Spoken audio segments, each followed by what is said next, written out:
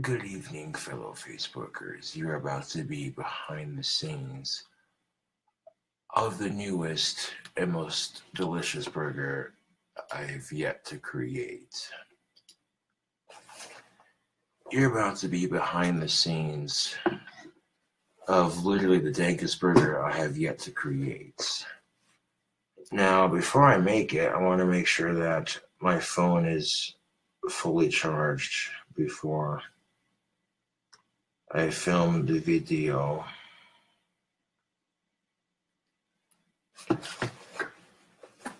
And the burger I'll be attempting to make is a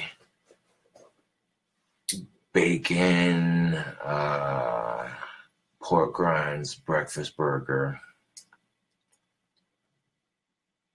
So it's basically different variations of almost the same thing, but I've been picturing this burger since I was hanging out at my buddy Phil's. Shout out to Phil and his girlfriend Bree.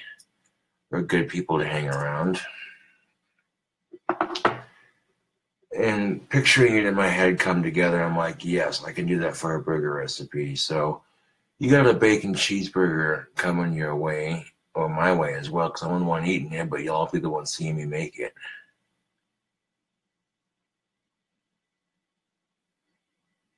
Hell yeah. CJ says, your latest cooking video made me crave it, so I have to go get some. Hell yeah. That's what I aim to do with my cooking videos. 1, make you hungry as fuck. 2, make you wish you were eating what I was eating. And 3, make you go, damn, I want to try that recipe. And 4, be like, you know what? This guy makes awesome cooking videos. I want to fucking watch more of it. Yeah. No, but alright, hold on. I fucking posted something on Facebook earlier. I got some Jack Daniel's Tennessee honey mixed with some Mountain Dew that I bought from Juan Sales, as well as getting my guitar back. And like the same day I brought it there. And then my buddy Phil and his girlfriend gave me a bottle of peppermint schnapps for an early birthday present. That was so nice of them. Thank you very much for that. I had a fantastic evening hanging out with friends.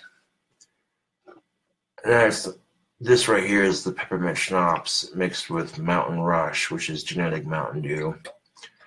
And this peppermint schnapps is like 50 proof, which is pretty much like drinking the Everclear version of peppermint schnapps.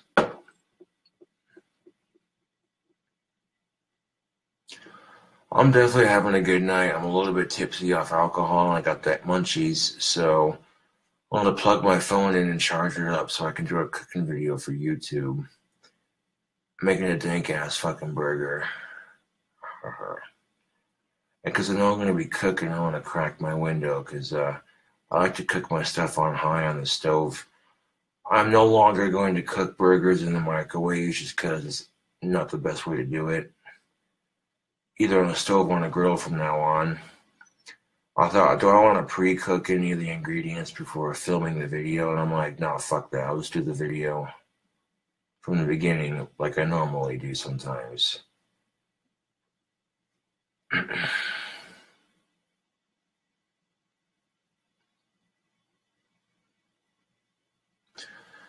I've had nachos before. I'll take nacho cheese Doritos and whatever cheese I have on hand, sprinkle some on the top, and microwave that son of a bitch. And making nachos out of nacho cheese Doritos with a gooey cheese, oh, you cannot go wrong with that.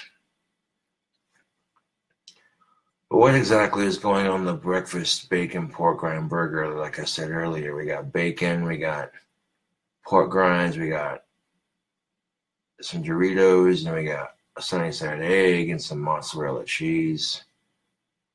Basically, those 4 things on the one fucking burger. And I had the idea at my buddy Phil's house, and I'm like, I know what I'm doing when I get home. Fixing my craving for something to eat and making a cooking video for YouTube. I want to have to let my phone charge up before I make it. I want to make sure that my phone's 100%. And just so the haters don't fuck with me while I'm making this cooking video, I want to go to settings and turn the phone on to airplane mode on. There we go. That way they don't fucking do stupid prank calls while I'm doing Facebook Live or making the cooking video. Take my charger and plug it into the power strip. So first things first to this awesome cooking video is making sure that my phone is plenty charged up. And then get some people in this chat if they want to join. Have a couple of drinks, smoke on some pipe tobacco, crack the window before I do any of that. So that way the smell of my delicious tobacco and the smell of my delicious cooking doesn't fog out my apartment, you know what I'm saying? I could have moved the mouse and I accidentally knocked the battery cover off. Ain't that a kick in the ass, burgers? I'll click the mouse off for a second so I can put this back on.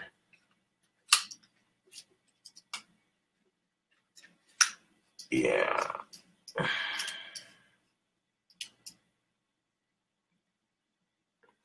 I used some of those pork rinds that I made with the last burger to make this burger, and yeah. Primarily on my YouTube channel, I like to showcase bacon cheeseburger recipes and different pizza recipes because those are like my top 2 favorite foods. But I'll cook other shit too. Well, it's not very original if you're focusing on 2 things. Kiss my ass, burgers. I'm providing entertainment. I got the Rick and Morty flask right here. And let's see, what am I sipping on in that flask?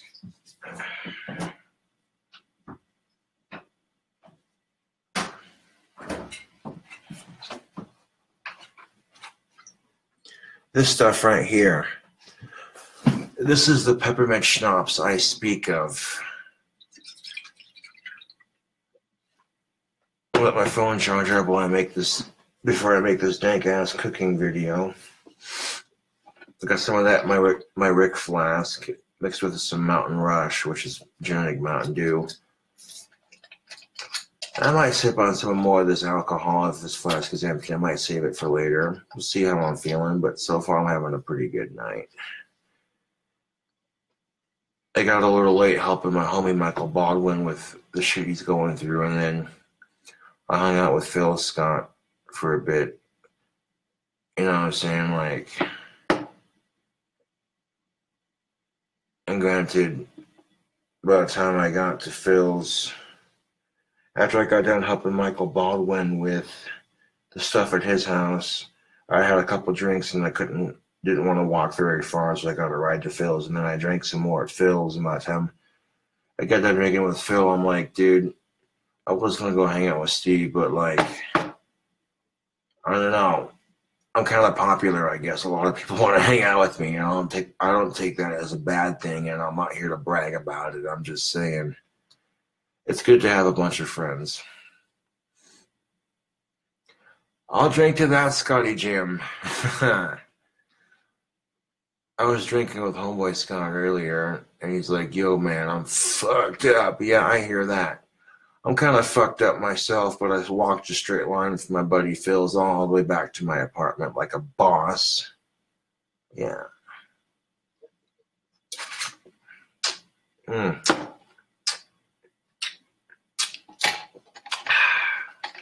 A shot for my dream house. And that gorgeous 47 bell carillon with the 48th bell that rings on the hemp rope. Oh. The Casper carillon that has a lovely ring to it. I would build a top hat house with like steampunk goggles for the upstairs windows, and it would have a single bell in it that rings from the room of the owners of that house. I'd build that house for Homeboy Scotty and Tina, so him and Melody would have their own place with Tina and them, you know what I'm saying? I'd have it right next door to mine on that 20 acres. Maybe like a couple acres separate to that or whatever. Or divided up one way or another. Yeah. I'm out of cigarettes, I'll be smoking this shit.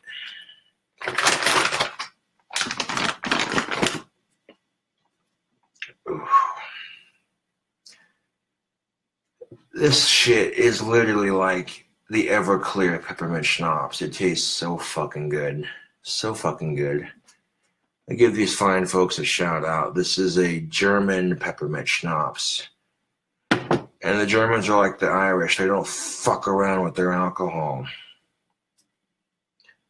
I do have a little bit of German in me. You want to check Ancestry.com, but it's not much. Like, I got a mixture of 80% British with a little bit of Scandinavian, Dutch, Swedish, German, French, a little bit of Scottish Viking, and that mixed with New York settlers, that kind of thing. So I'm a mixture of shit, man.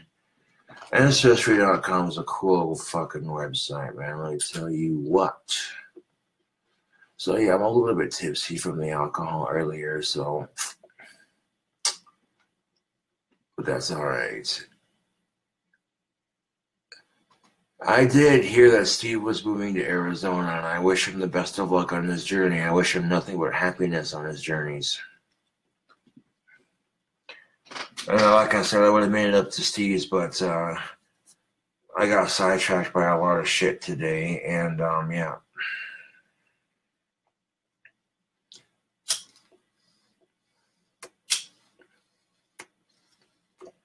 Then homie Michael Baldwin was kind enough to give me a ride to Phil's house before he went to work and shit, so much obliged.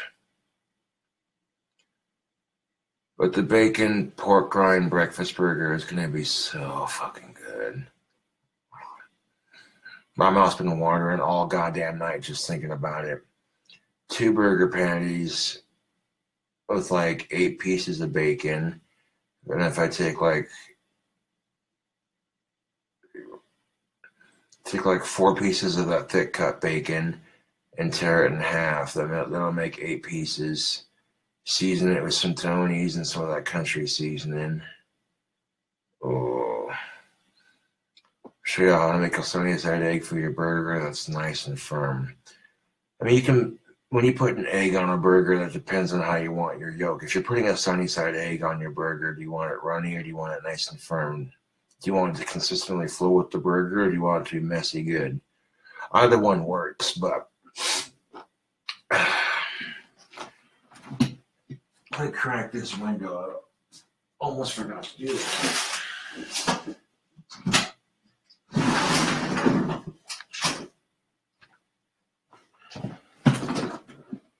Oh man, the 2 electric guitars I have sitting in my stand, just instant drool factor. I customized both of them, and they're both badass in their own special way.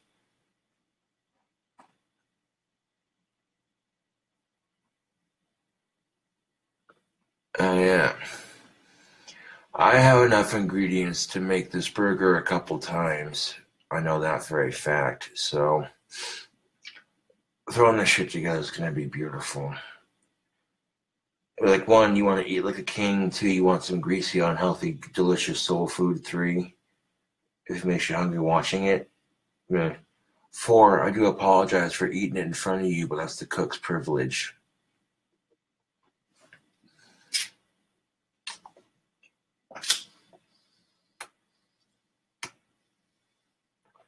If you're cooking bacon or burgers from now on, I'm going to be cooking it on my stove.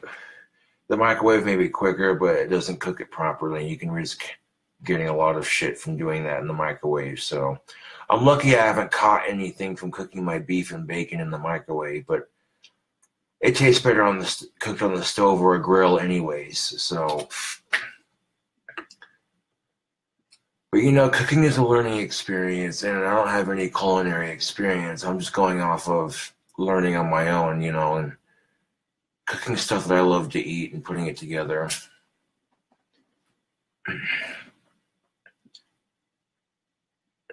A fan of mine hit me up earlier. He's like, I'm trying to get you on the cooking show, or at least get Gordon Ramsay to shout you out.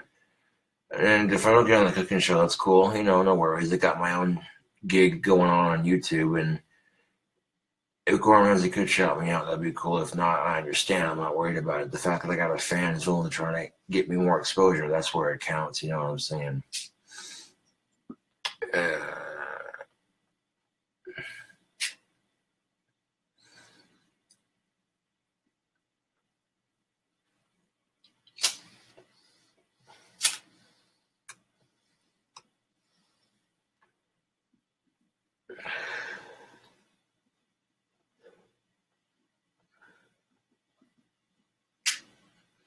But me and homie Alex Anderson went over to Michael Baldwin's house, and I asked him if he wanted to help with me and what Michael were doing at his house, and he said, "Yeah, dude."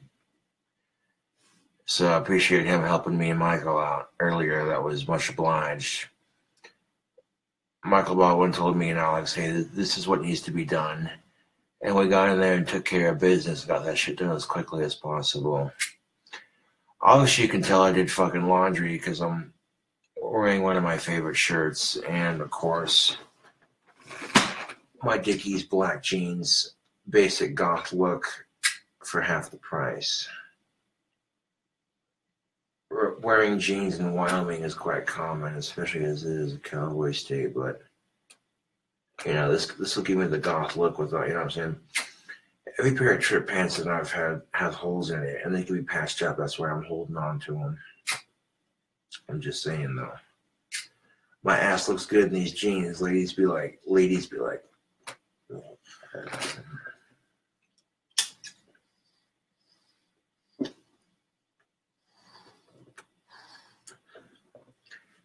Literally, I took the Stratocaster to the store.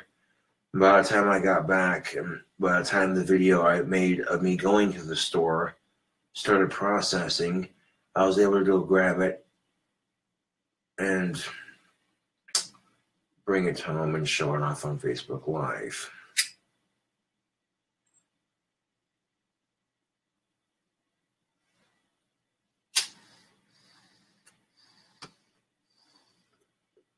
All I gotta do at this point is turn my stove on to high when my phone's nice and charged. But I've been drinking for a bit, so I want to relax before I cook. I don't want to rush into it, you know. I want to at least get the hype out before I fucking do it, you know what I'm saying? Shoot that behind the scenes action, son.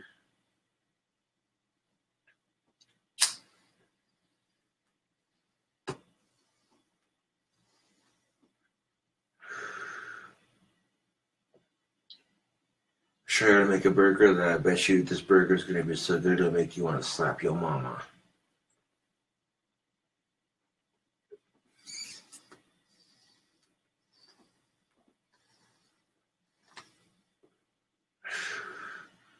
This is your brain on drugs. Eggs. Fucking smart ass. Rather be a smart ass than a dumb ass, I'll tell you that right now. Hoo-wee. My buddy Jeremy has epilepsy, and he was hanging out with me and Scott and Phil and Bree earlier. And once he got back to my side of town by my apartment, he was able to get to his place. And now he's familiar with the general area, you know. So, it's been a pretty good day. About to do a dank ass burger video for YouTube. The kind of shit you watch it makes you hungry just watching it. Now I add the mozzarella cheese as the final ingredient and nuke it in the microwave. After cooking it all and putting it together, all that cheese is just gonna fucking melt on top of everything. It's like what fucking monstrosity is this? This is the gothic King Cobra burger, motherfucker. This shit's so good, make you want to slap your mama. This shit's so good, make you say, goddamn. Like, well, spank my ass burgers. That's a good burger, I tell you what. That's what's going to make you say. I know the ingredients I'm putting on it are ingredients I like, so chances are it's going to be delicious. Nothing too over the top, just a basic pork rind burger like I made the last time, but with a couple more ingredients added to it. And these are like simple recipes to follow at home. That's the appeal of them. And I'm being real with it because I like baking cheeseburgers. I like pizza. Like those are my top two favorite foods. Barbecue after that, and sushi and other foods after that. I'm just saying, like.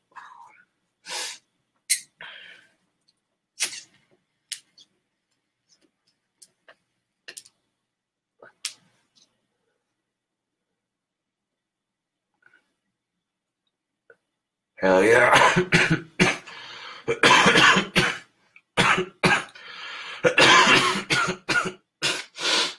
Oh, sweet black Cavendish, yes.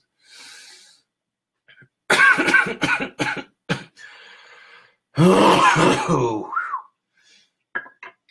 there's some tobacco that'll knock your dick in the dirt.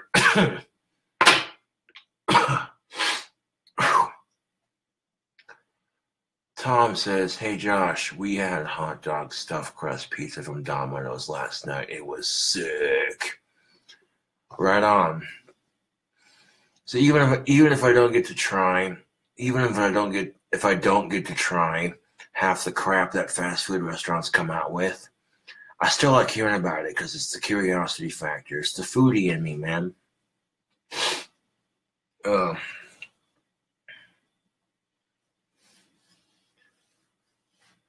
By now, people have gotten used to the cooking video routine that the Cooking with Cobra segments are fucking hot on my YouTube channel. And people like seeing that shit, I want to roll with it. A dick in the dirt pizza would be super fucking spicy. So good, knock your dick in the dirt, but so spicy. It's like, whoa, holy shit. It'd be at least 4 times spicier than that fucking fish pizza that I ate. Which, after the complete disaster of that fish pizza that I made, if I would have cooked the bacon when I attempted it the first time, like I did with the second pizza I made after that video disaster, it would have been perfect. But I'm having a couple squizzles of boozles, and I'm going to make me a dank-ass burger. Yeah. The kind of burger that if you had it for breakfast, you'd be like, oh, dude. This burger may end up tasting so beautiful that I'm probably going to have a food gasm eating it. You know what's funny about this flask? When I mix soda with it and hard liquor, I'll shake it up to mix it up, and then the pressure causes it to expand, and I push it up back into place. Drinking out of the mug that the fan sent me. Let's get riggedy wrecked, son. Go figure, Rick and Morty's an awesome show, and they haven't even produced their 4th season yet, and they get turned off from Adult Swim on their 4th season. That is so fucking typical, and it had to be that fucking number. Oh, man.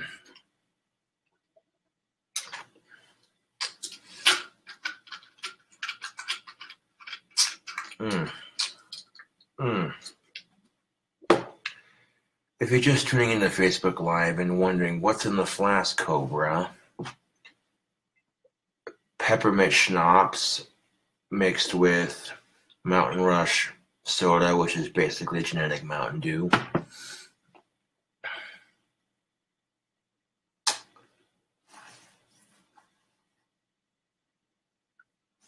Right, it's like a Metalocalypse has its own cooking show, and there's just a bunch of crazy random shit. And Metalocalypse is the shit. Cocaine, I do cocaine. It's called the grocery store, you douchebags. Oh man, this got to be hilarious. I'd rather die than watch your fucking video. How about that? Oh, I caught that, but that's okay. Dr. Roxel forgives you.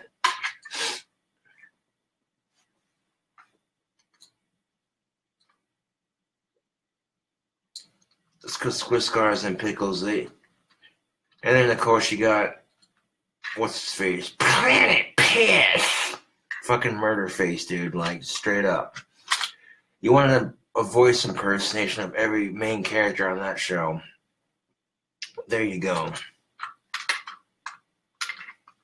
Yo, man, what the hell is King Cobra doing?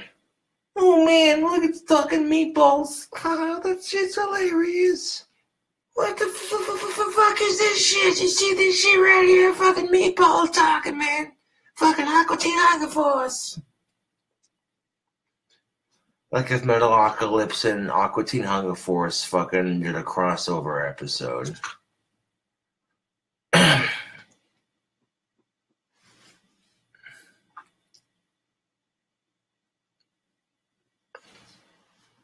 Well, thank you for that compliment to Mr. Marty Schwab. But he says, yo, those impressions are spot or on point, Cobes.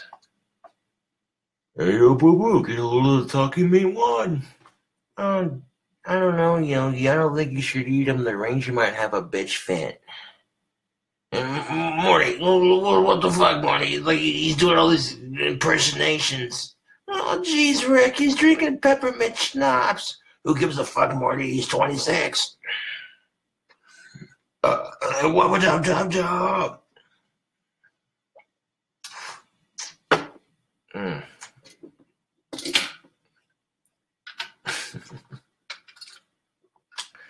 I don't want to be too schnockered before I cook. I should set that down for a minute. But for those of you tuning in, I just wanted to show off this delicious discovery right here. This alcoholic beverage gets the King Cobra seal of approval. That's some damn good peppermint schnapps, man. You drink some of this shit on a hot summer day. Oof. Cools you right off. Pour some of this shit in your hot cocoa on a cold winter's eve. You're fucking golden, man. This is German peppermint schnapps, like literally 100%, 50 proof. Yes. If you think Fleischmann's peppermint schnapps taste delicious, this is like Fleischmann's peppermint schnapps times 10, stronger and more delicious. Like legitly, you get some hot cocoa and some fucking marshmallows, and you pour that shit right in there, and that'll make your hot cocoa whistle. You drink this shit on a hot summer's day, that peppermint, refreshing as fuck.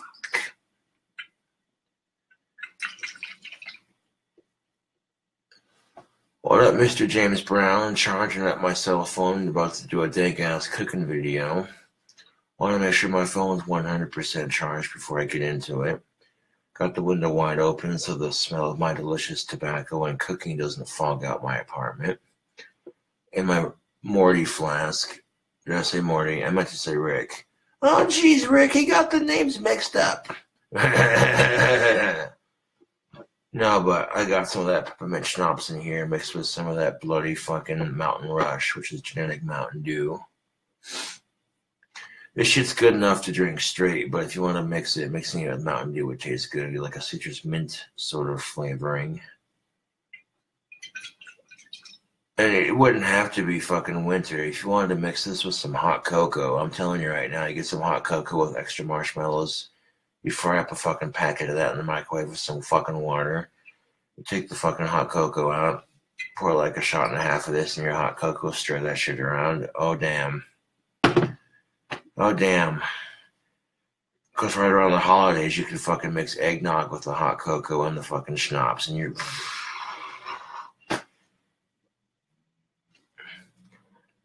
I'm a mixologist. That's what I fucking do. I don't need no fucking goddamn... Fuck. Hey, if you have the money to go to fucking bartending school and learn how to mix drinks properly, that's cool, I wouldn't mind doing that to some degree. I mean, I like, to be honest, and this might be the alcohol talking about, I like learning how to mix drinks this way. Figuring out what works and what doesn't work, doing it this way, I mean, if you can go to mixology school and you want to, that's your choice. But me personally, I like learning how to mix drinks by doing it myself and discovering for me the art of mixing the drink, not just, oh, hey, let's get drunk, let's see what works and what doesn't work. But of course, if I was doing a bartending job, I would go to mixology school just so they could have the official paper to say, yeah, it's official.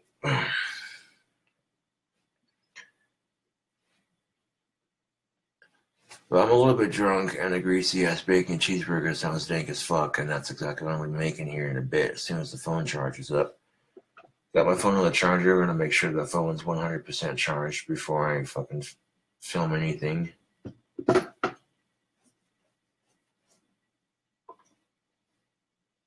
Yeah, buddy. some nice AM food porn. But if I put just enough cheese on that burger, it'll string pull with all the ingredients on it. Oh, the steam coming off of it. Oh.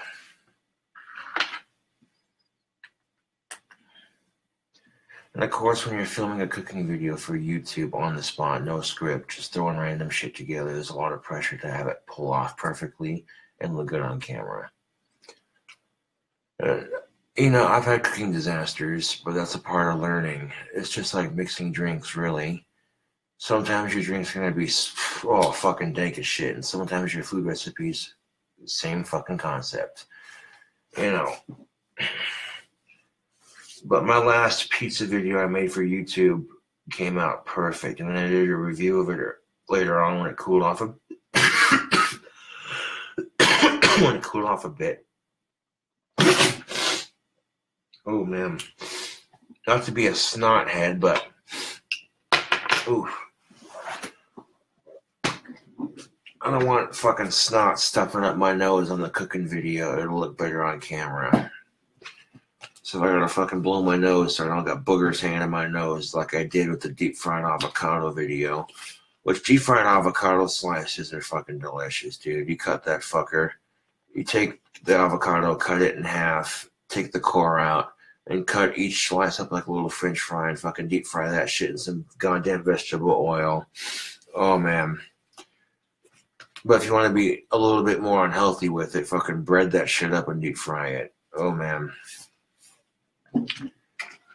Get like some fucking flour and some breadcrumbs, or like your favorite chips, and fucking get your flour, your all-purpose flour and your favorite chips, and then a little bit of egg and milk, and then you deep fry your avocado slices and some vegetable oil. Oh fucking A, dude. Because some people are gonna be like, well, I'm vegan, blah blah blah, I can't. Nah, nah, nah, nah. Okay, so you take a low-fat potato chip, or a low-fat chip that some vegan would like that tastes good, and you know what I'm saying? Generally speaking, I don't do vegan recipes because fuck that shit. Being vegan is so unhealthy, and it's way more expensive than regular food. And you know, we all fucking know by now that regular food is already expensive at the grocery store as it is. Okay, but being vegan on top of that is twice as expensive, and the process of making vegan food is so bad for the environment. And meanwhile, this is the thing that really kicks me. Vegans are like, oh, you're eating a bacon cheeseburger? Animals died to make that. You're a murderer. Okay, you really want to fucking go there? You fucking hypocrite. Plants died to make that salad, you murderer. You're still killing a living thing. You're still killing a living thing. And when you're denying your body's natural need for red meats and natural protein, I mean, yeah, some vegans are heavy on peanut butter. Peanut butter is delicious, but it's not a solid source of protein. You know what I'm saying? Like, eating red meat is good for your body, and it tastes good. Trick a vegan into eating bacon one time just to see what they do. And if they cream their pants because it tastes so fucking good, they'd be like, what have I been missing out on in life? You know, don't tell them it's bacon. Sneak it up on them. Be like, yo, this is vegan bacon, you know. Seriously, that'd be the best fucking YouTube video ever. One of your vegan friends, you cook actual bacon for one of your vegan friends and be like, hey, bro, I was doing a video for YouTube of you reviewing vegan bacon because I know, like, you're, you know what I'm saying, blah, blah, blah. Just play it off. Just fucking play it off. And if their pretense is it's vegan and they go try it and they fucking eat it and they're like, oh, my God, this shit's amazing. And then at the end of the fucking video, you're just like, oh, you know how you like that bacon? What'd you think of that shit? They're like, oh, dude, that bacon was delicious. Is that really vegan bacon? Like, nah, bro, you legitly ate real bacon and you were loving the fuck out of that. I got you hard on that shit. And the reaction would be priceless. Instant views, man. Instant views. Ugh. I mean, it only makes sense that I do bacon cheeseburger recipe videos on my YouTube channel because I have Asperger's. No, I'm just kidding. Just kidding. That was a play on my disorder. See, if I make fun of my own disorder, it takes the power away from the trolls to do it. Legitly. I'm gonna make fun of this dude for having autism when he makes fun of it on a daily basis. It's kind of like black people using the N-word. They're like, that's our word. So, you know. But at the same time, the technical definition for that word means ignorant person. And there is an ignorant person in every race. That's all I'm going to say to that. If you're white and you want to be gangster, say cracker. Don't say the N-word. Because trust and believe, when white people use the N-word, it's so fucking obnoxious. And some of them will use it with an A at the end to mean homie, but even then I don't even chance it. Like, it's just, you know, like this cracker over here and this peppermint schnapps, you feel me? You feel what I'm saying? Like, that's the most annoying shit. Okay, put yourself in a black person's perspective. What if you had some black person trying to act white and it was super obnoxious and you didn't like it? See what I'm saying? Do you see what I'm fucking saying? Flip the shoe on the other foot. You'd be like, okay, he thinks he's white or he thinks he's black and that person thinks they're a woman. That's cool. Whatever helps them sleep better at night, right?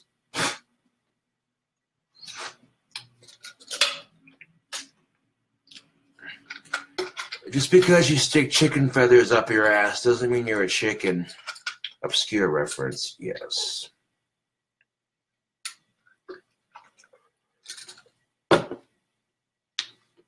The burger I'm about to fucking make for YouTube is going to be greasy, unhealthy, soul food, delicious goodness, artery clogging awesomeness.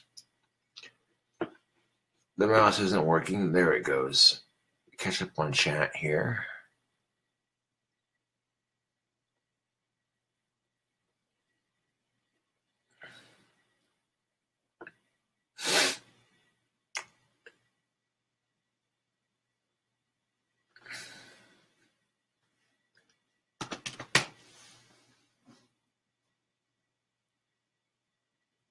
And then maybe if they're tricked into trying bacon, they might just be like, okay, you know what? That was actually kind of good. You didn't tell me that shit was blah, blah, blah, blah, blah, blah, blah, blah, blah, blah, blah, blah. You know, that might actually get them to try other things.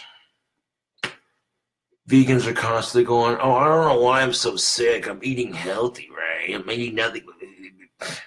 Okay, fruits and vegetables are an essential part of a good diet. However, if you don't have actual protein to back it up, you're pretty much just doing the polar opposite of what I'm doing. I do eat vegetables in my diet occasionally, but I'm mostly red meat. That's like, you know, my main diet, you know. I mean, it's obvious that I eat nothing but red meat. Look at these fucking gorgeous biceps. Babe magnet material, I'm just saying. And the funny thing is I hardly ever go to the fucking gym. That's just good genetics.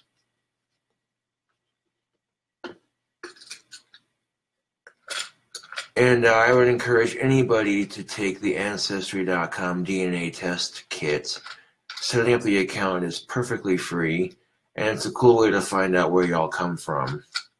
You might find out some shit you never done seen, like, you know. I had some idea that I had Viking ancestry, but I didn't know the full extent of my family's history, on my side at least, until I did that, and that was cool finding that shit out.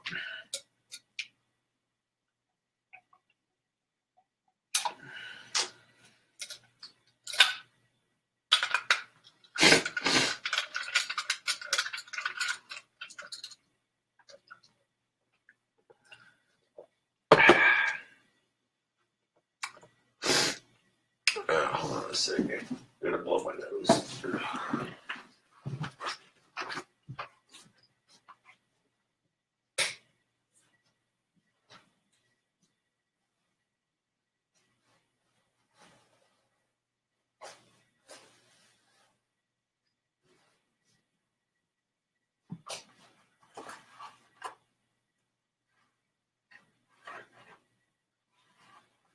Come on, you shifty bastard.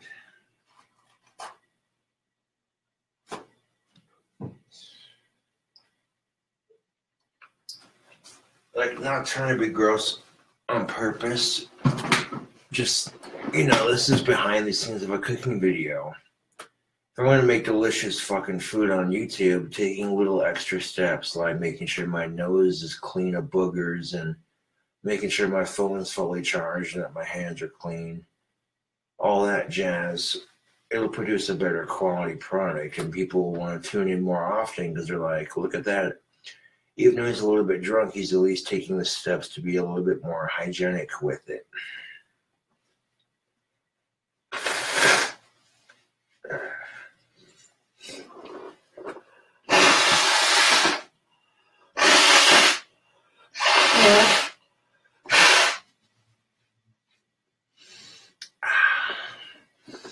Magnificent. In the kitchen trash you go.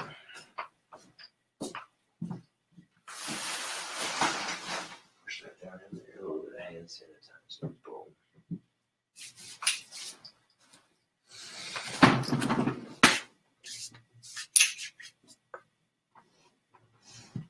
Dankness is on the way, soon but shortly.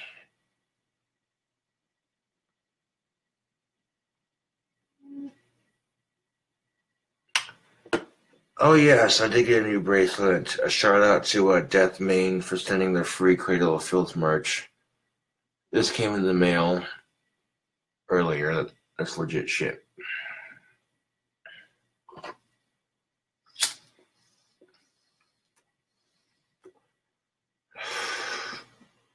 The only time I'm going to take it off is when I shower, because I don't want the bracelet getting wet if I can avoid it.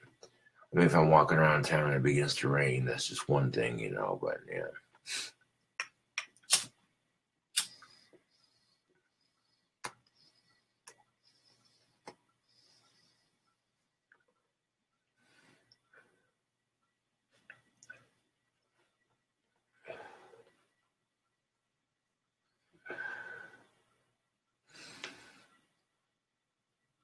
Oh, tobacco smells magnificent. Glorious.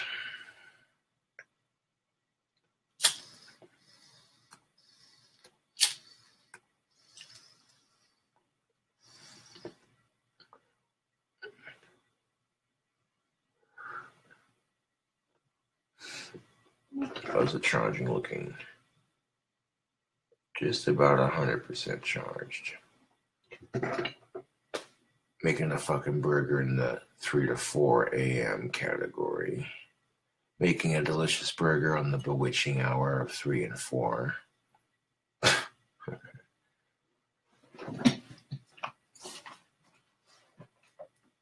says right here in this book that the bewitching hour is 3 and 4.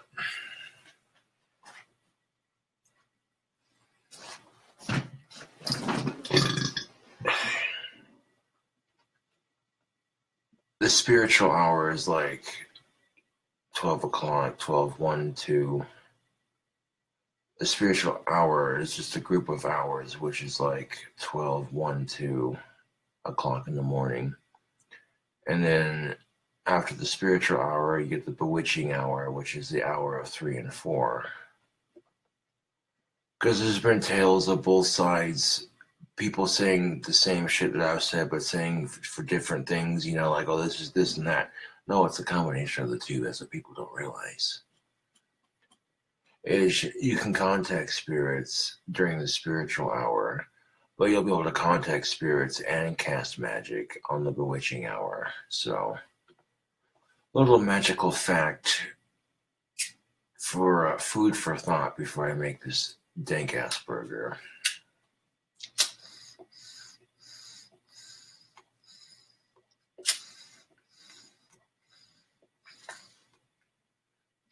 I may have to step off camera for a bit, but I don't think y'all mind if I'm making food, because that's going to be one more cooking video for YouTube. And trust and believe, them burger recipes are going to keep coming.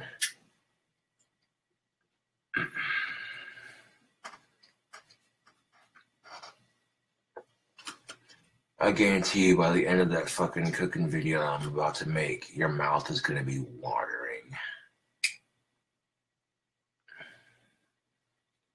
I try to overcompensate for something, but I'm just saying, like, yeah.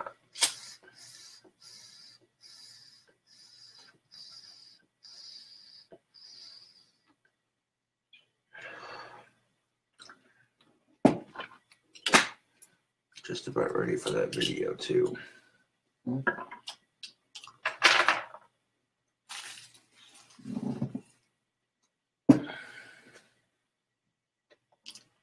Get the stove turned on to high so we can get this shit on the road, yo.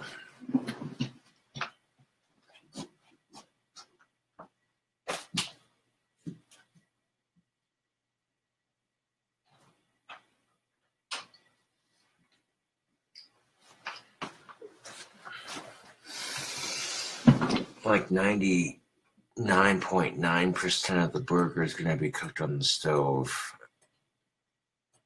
But what the stuff's already cooked on the stove that needs to be cooked, melting the cheese in the microwave should be safe.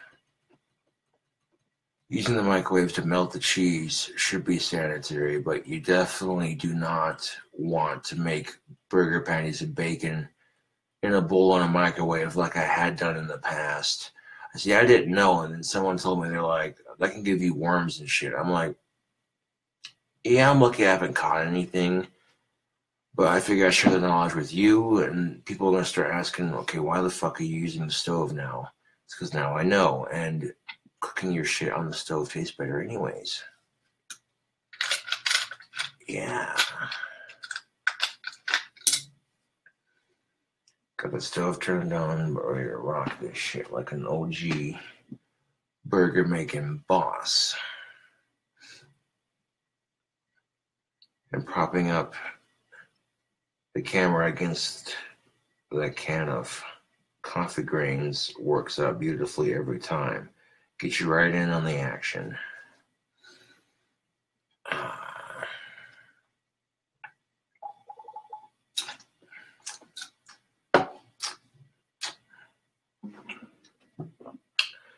We'll try to get it perfectly horizontal when I record it so it starts off perfect. I didn't quite get it horizontal when I recorded the trip to the store earlier, but I digress. I still made a video showing off my magic and carrying my guitar to the store, so that was the whole point of that.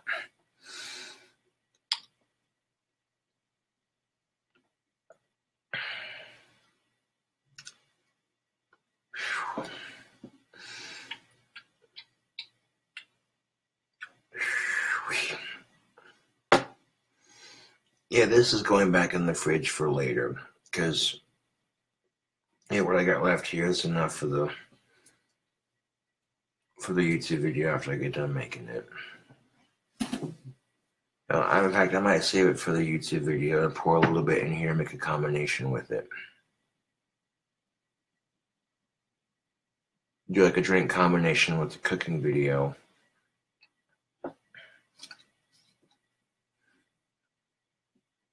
And there's already a little bit of Mountain Dew like soda in here, but you can't really taste it at this point because all that liquor is just rose to the top.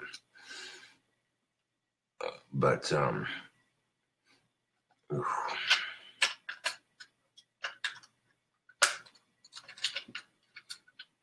yeah, I'm good on this for a second while I cook this burger. Kiss the chef, right? I'm just kidding.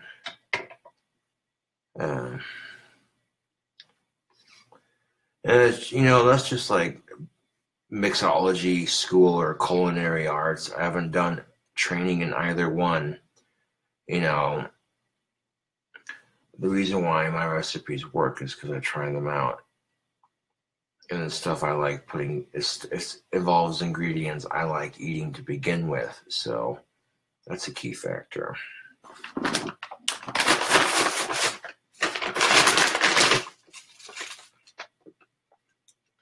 And let's get you in on this fucking sick action before we actually go to make it.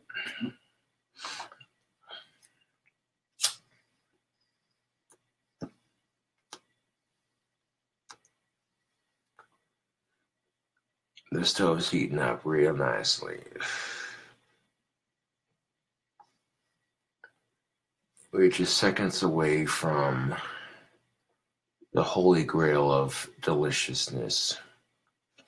I might be overstating it just a bit, but I don't know, when you're drunk and a bacon cheeseburger sound good, goddamn it, you're gonna make one. That's just how it is.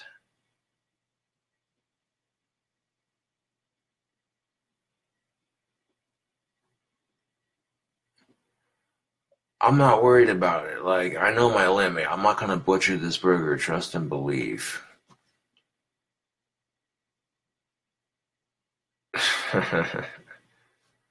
Like, there's at least that much left for when I get done making the burger. That's enough for me to pour like a little bit more of that schnapps in there and then top it off with some of that Mountain Dew that I have.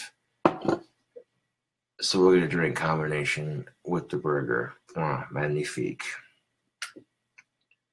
Got you, no worries. Oh, trust me, I know. Okay, I don't want to drink too much before making this either. Otherwise, yeah, this will be like, you know what I'm saying? So I know the score here. Although I'm doing a cooking video, my eyeliner looks my goth makeup just looks a little bit faded. Hold on a second. It looks just a little bit faded, kind of like you on alcohol. Oh, that's good shit. Facebook, that's good shit. Hold on a second.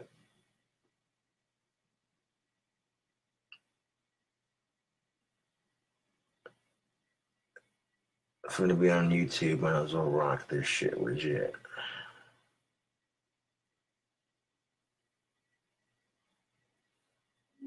There we go, fresh.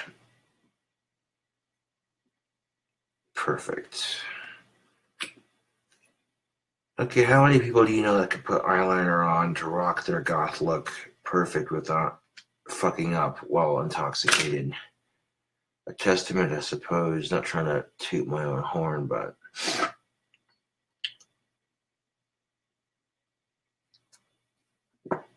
alright, let's get the camera rolling. Make sure all my other stuff on is deleted. There's a picture of the Tennessee honey that I took earlier. And then, of course, the schnapps that I was advertising. I took 2 photos for Facebook. I was like, yo, check what I'm a drinking on. Combination of shit. Doing one or the other, you know. Delete those photos to make some room. There we go. Now we in business. In 4, 3, 2, 1. Video. Perfect horizontal angle. Oh, no. I don't want slow motion. God damn it. I had the wrong option picked. They got different options on this. Okay, delete that. Okay, let's try that again. Camera, video. Okay, there we go. What is up, fellow YouTubers and Facebookers? Good fine early evening, early/morning. It's your boy King Cobra back at you with another cooking video. In today's cooking video, we're going to be making a bacon. Fuck, what are they called? Yeah, okay. It's a bacon pork rind breakfast burger. That's what I'm making. I got the stove turned on to high. I got the pan ready. We're about to get into some dankness. I wanted to make sure my phone would charge up for a bit so we have plenty of room for this. Whoa. You believe this shit, Facebook? The fucking phone's trying to collapse on me. Hold on a second. Let's scooch that back a bit so I can make room to prop the camera. Scooch my computer's keyboard back a bit. There we go. Prop that up nice and neat. All right. Get a pinch of that pipe tobacco. Ready to rock, ready to roll. Cooking with Cobra. This is the shit you crave. Warning, the following program contains delicious food. If you are hungry or need to improve your cooking skills, improve with me. And if you're hungry, don't watch this because I have a feeling this burger is going to be beyond sexy. I shout out to my buddies Phil and Bree. I was over at their house earlier hanging out with some other friends, and I noticed that I had this idea for a cooking video. I'm like, okay, I gotta try this out. I got, what I'm saying. I have a little bit to drink and, make a dank ass burger. That's how I roll. Bacon cheeseburger. Oh, yeah. The very definition of food porn. A lot of the stuff is going to seem familiar, you know, but that's all right. Some of it you might not have seen. Some of it, you know.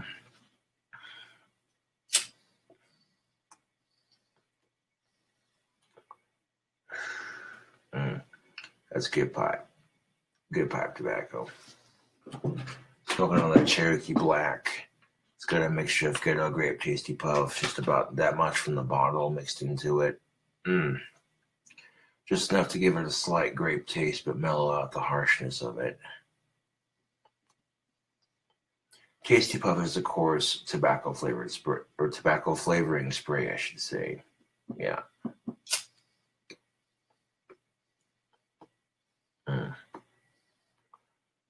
Let that stove warm up just a bit before I get into it. Chill out, smoke some tobacco. Yeah, buddy. But enough bullshitting around the bush. Let's get into it. Oh, don't want to lose that now. I drop that from time to time. It happens. Let's make the magic happen, YouTube.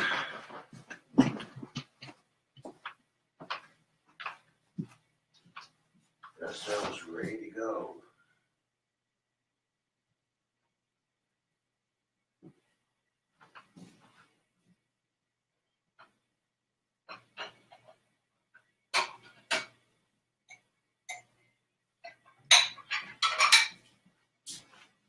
Get a plate to assemble it. That's all. As far as that goes.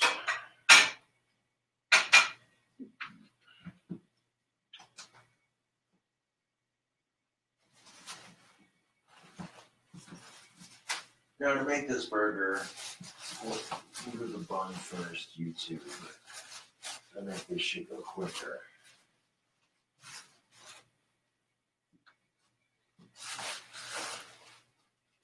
I'm gonna grab up some of that delicious Texas toast. I'm going to use 2 seasonings on it.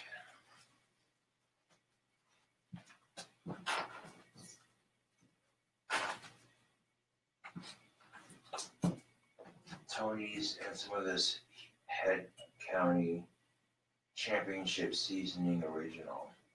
Show that logo. It definitely needs to be opened. Oh dude, that seasoning smells bomb as fuck. That was sent to me in a care package by a fan. And fans send me stuff like seasonings and stuff in a care package. I'll try to use it in a cooking video.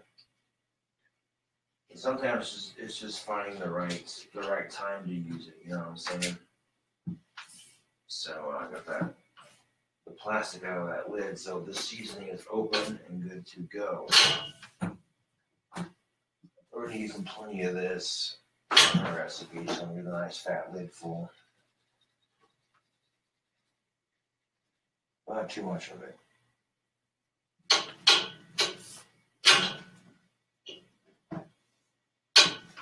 And so it begins, YouTube. We're gonna take our Head County Original Championship Seasoning. And no, not that one. That's way too much. Just a sprinkle side. There we go. Sprinkle of that. And then like that. And then a pinch of Tony's. Pop it down. Sprinkle. Pinch. Boom. Do the same thing to the other bun. So that our season game working something proper. Now, unless you're ballsy enough to do this, I would recommend using a spatula for this next process, but the bun's pretty easy to grab, so I'm going to use my hands to do it without burning myself. Watch this shit. Flip. All the grease from the burger's passed, has collected into the pan. That's going to put so much awesome flavor into this, you don't even know. So preheating that stove before making it, that didn't take long at all. There's one side, there's the grease on the other side. And that grease on the other side, that's going to be our base for the sandwich where the patties go. Boop.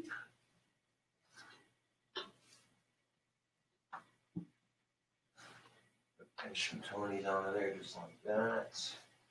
And add our head county seasoning just like that. Beautiful. Got a flip. We don't want to burn the fuck out of our sandwich now, so I'm toasting this like an OG boss, as good as I can make it.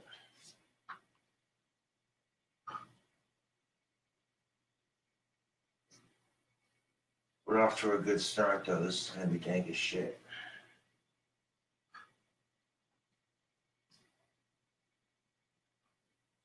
Perfect.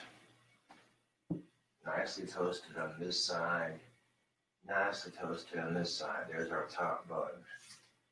This will go on the top. There's a little bit of grease from the pan coated onto the top of that bun. Beautiful. Now we need our fucking patties.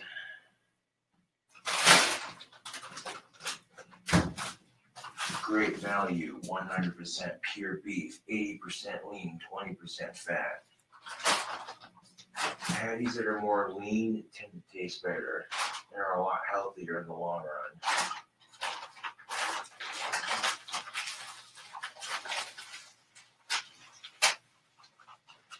They're frozen right now.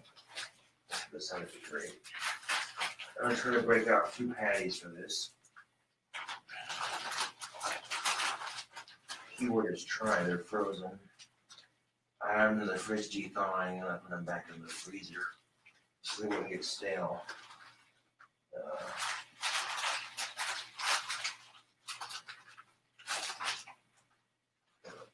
Bloody hell.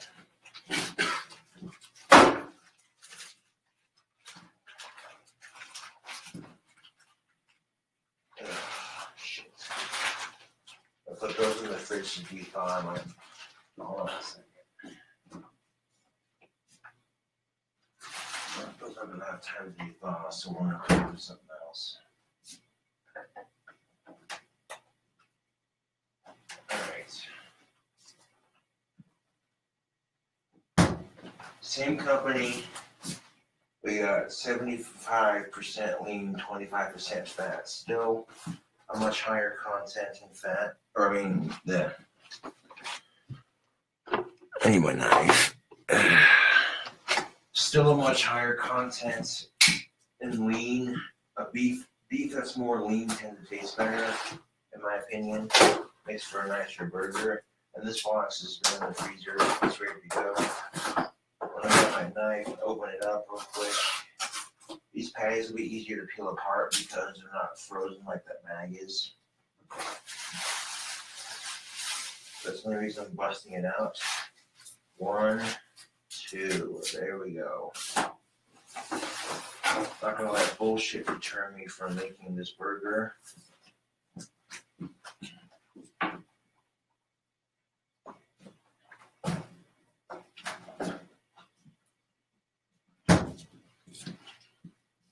Turn that stove down to a medium because it's getting kind of smoky in here.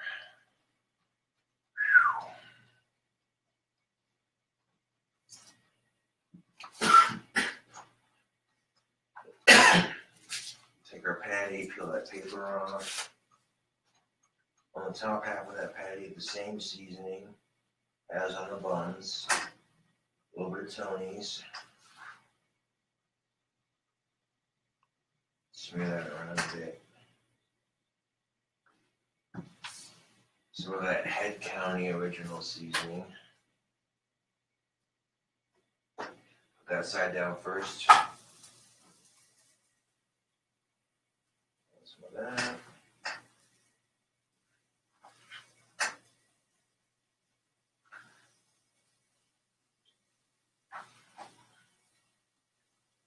Now, the only reason I had the stove on to high was to get those buns toasted as quickly as possible. Get the simplest step out of the way first. And of course, cooking everything on a nicer heat, nice low heat. But who am I kidding? Because it's still back on the high.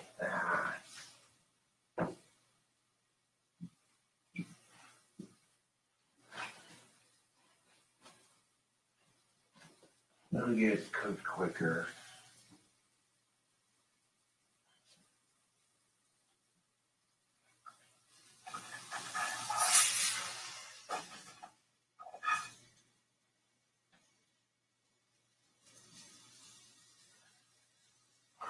While that's cooking up, I'll get the other patty seasoned for the grill side first.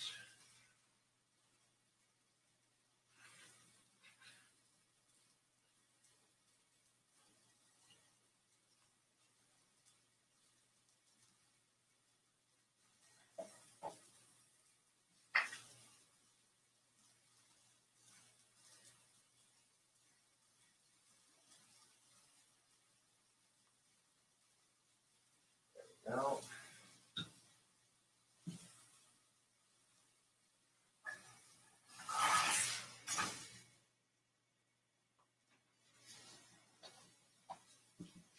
get you in on this process so far.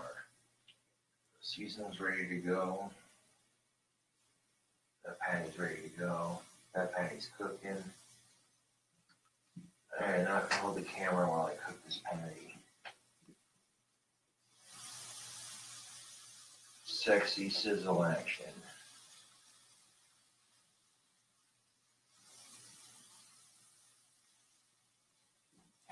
Now I'm going to move this top bun out of the way while I get this burger assembled. This will make it easier to, you know what I'm saying?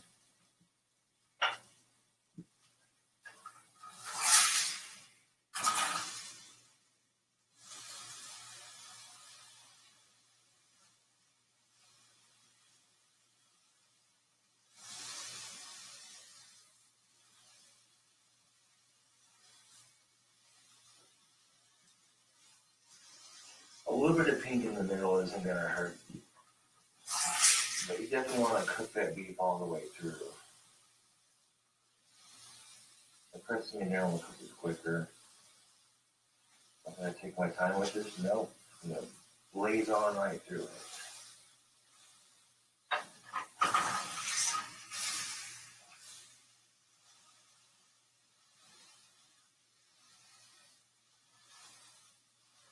I'll give us some cooking grease for our next burger.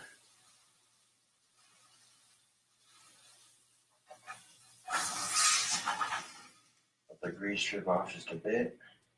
Onto the bottom bun. Slip it on there just like that. Beautiful. Putting the patty on this side first and then repeating our steps that we just did. I mean, it's simple enough. If I want to make a dank ass burger, I'll bring my peeps along for the ride, just in case y'all want to make it for yourselves. Because people like the cooking videos. They're like, you know what? Some of the stream makes looks a little weird, so that's not that bad.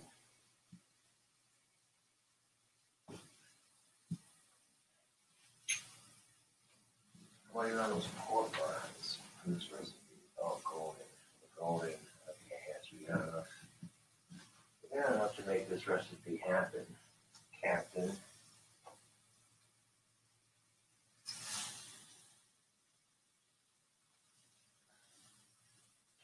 I'll be checking my phone periodically while I record this. If the phone starts to die a little bit after making through this, then I'll charge it, but that's why I fully charged it before filming, so I wouldn't have that issue.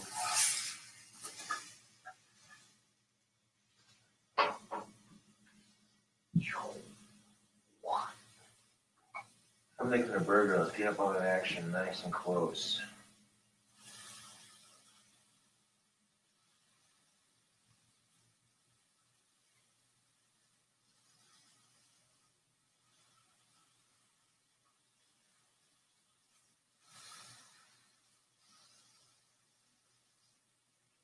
Because right now the video is like 17 minutes long. And for a cooking video, that's not too bad. Some of my cooking videos have been like an hour long, and like, ain't nobody got time for that. Hour-long bullshit. What the fuck is this? Nah, man. I got you. Short, sweet, and to the point.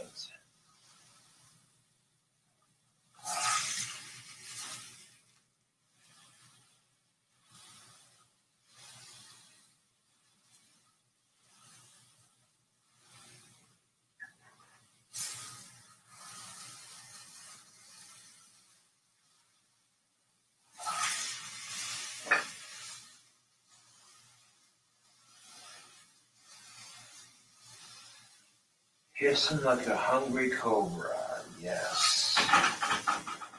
Let that grease drip off a bit before we transfer it. Alright. And now it comes our next layer. We got 2 burger patties right there ready to go. Beautiful.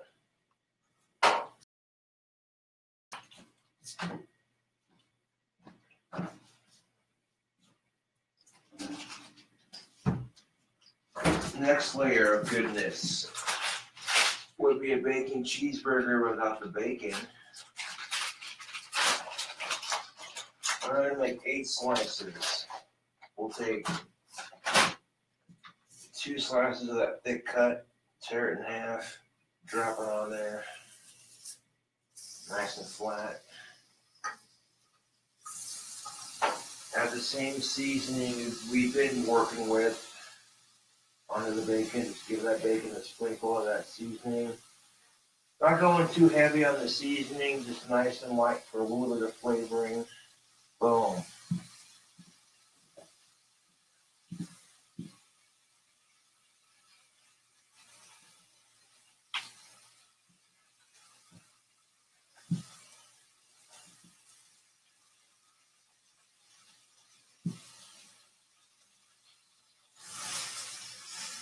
Switch that over.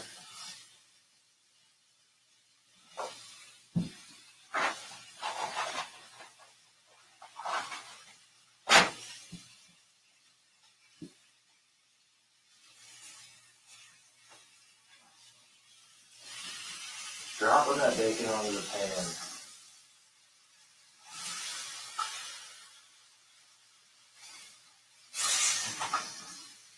Flip that bacon.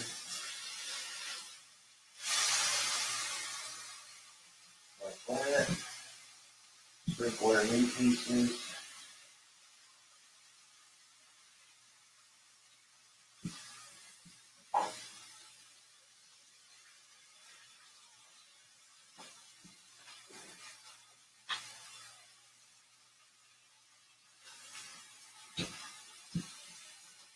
Doing 4 pieces at a time.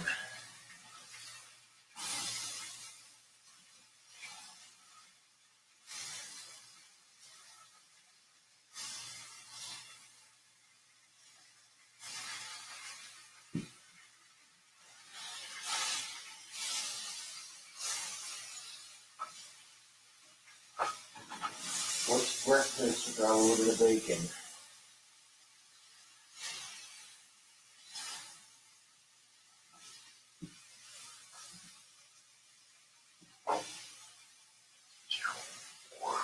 Hashtag bacon. We did the one with the first 2 pieces. Those are looking good. The grease strip off. There's our first piece of bacon right on top of those 2 patties. Right there. There's that second piece. Let that drain off a bit. There we go. This one's still cooking a bit.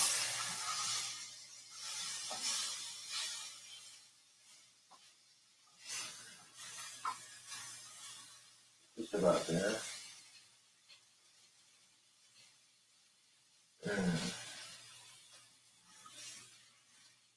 Let it drip, let it drip. Notice how I'm kind of placing it on top there so it just piles up nice and evenly on there.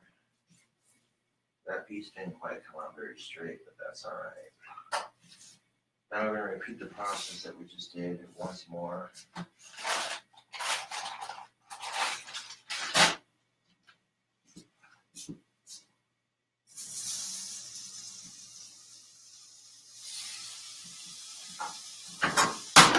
Oh.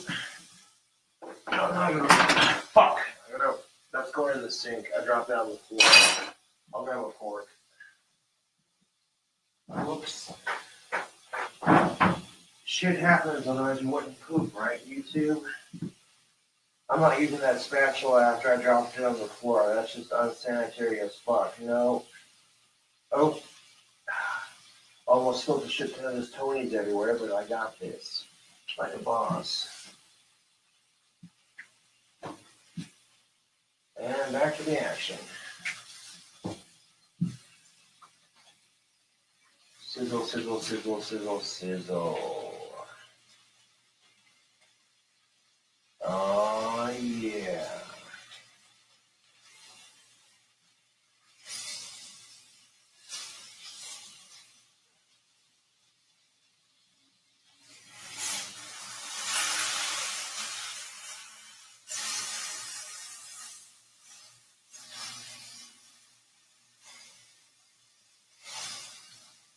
There's no way in hell you can miss with my hands.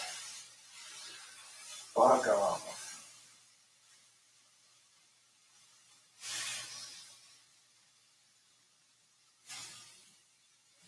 I get this burger a little bit closer so it can sports a little bit smaller. I'll get this cleaned up when it cools off. You're not going to see that on camera, but this is where the good stuff happens.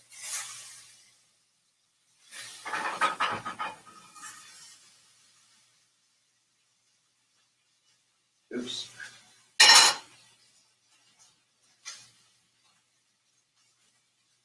Oh, there, just like that.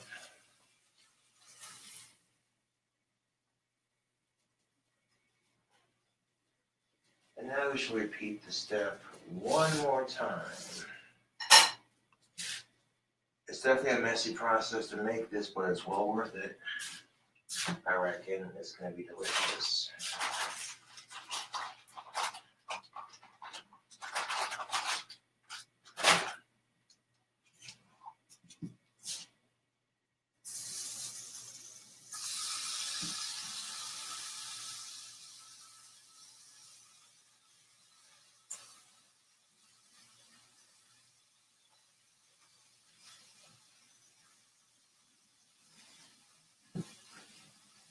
That's going right back in there, just a little bit for the egg.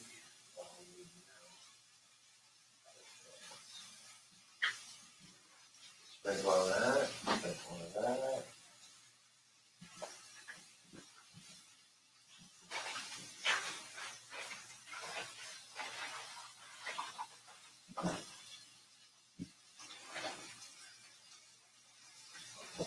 And literally just piling the bacon on there for that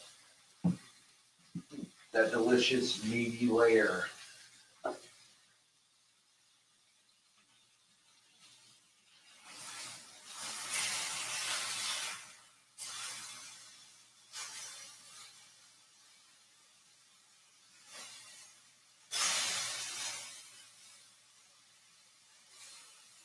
Not even going to stress the mistakes on that video that I'm making here. Just going to keep going with it, man. The show must go on.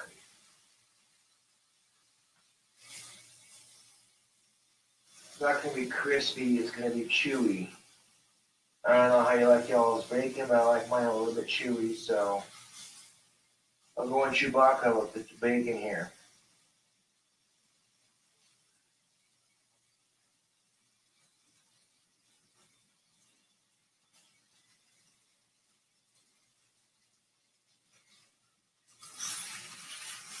Flip it with the fork.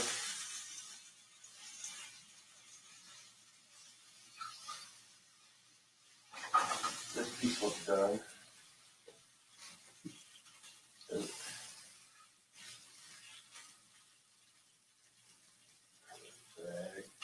Get on there. This is good, tasty bacon. You are sizzling Fuck, this is beyond hot.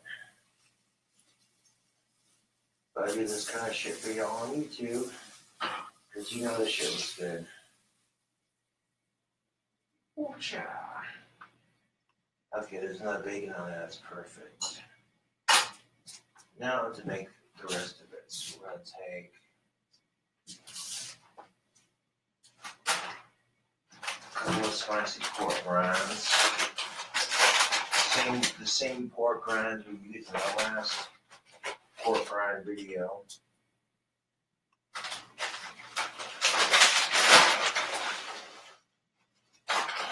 And stick them on top of that bacon that we just added to it.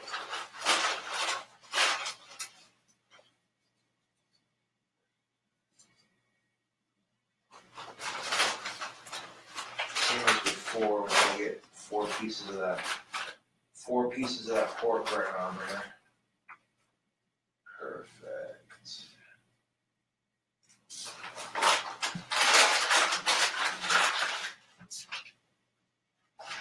Now for a sunny side egg.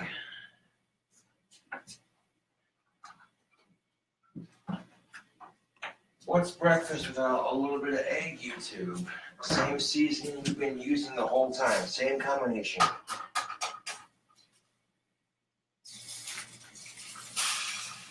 Good, yeah. A little bit of tomato on that egg. A little of that seasoning right there. Beautiful. That's perfect. I'll wash my hands real quick. I'll wash off that spatula, man, because that egg is going to need a spatula. Like that fork's just going to destroy that fucking egg while it's cooking. So I'm going to wash the spatula off real quick. Alright. Spatula's clean to me on the floor. Washed it, everything. Here's the egg up close. I'm going to show you how to make a sunny side egg for your burger. See how it's cooking and getting nice and firm? So what we're going to do is we're going to gently scoop it up and then adjust it. Just like that. Gently scoop it, adjust it. This will transfer the heat evenly, and this will firm up like Jell-O, which is exactly what I wanted to do for this burger recipe. Here's that burger so far. I got all this bacon and pork rinds stacked on top of it. Yeah, that's looking good. We're just about done with this burger, and it's only been 30 minutes. See how that's a little bit yellow in the middle still? You want to make sure that the egg in the middle right there is nice and white. Because we're on a high heat, we're going to adjust that periodically. That way it doesn't get completely burnt, but a little bit of this burntness will give it some nice taste. Especially after cooking all that bacon and hamburger right in the middle of that pan, and you got the egg cooking in that grease. It's going to add flavor to this motherfucker, so stick around, keep watching the madness, man, because we're making a dang-ass burger here. It's like playing hot potato with an egg, man. See how firm that's getting? You want the perfect sunny side egg for your burger? I'll show you how to do it, man. When I add the final two ingredients, it's probably going to crack the yolk a little bit, but that's alright. Try to get this yolk as firm as possible without completely burning the shit out of the egg.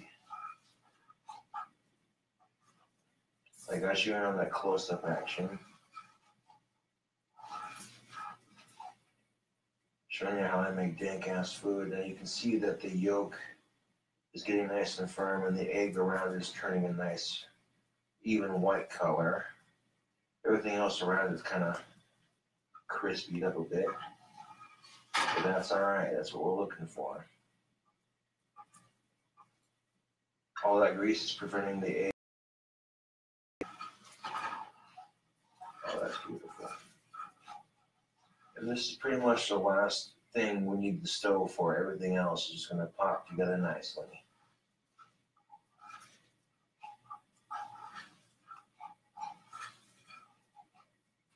The egg's just about firmed up. You see it's jiggly like jello, right? Yeah. Just about there. I filmed this recipe in real time. I let the stove heat up for a good 10 to 15 minutes on high before I started cooking.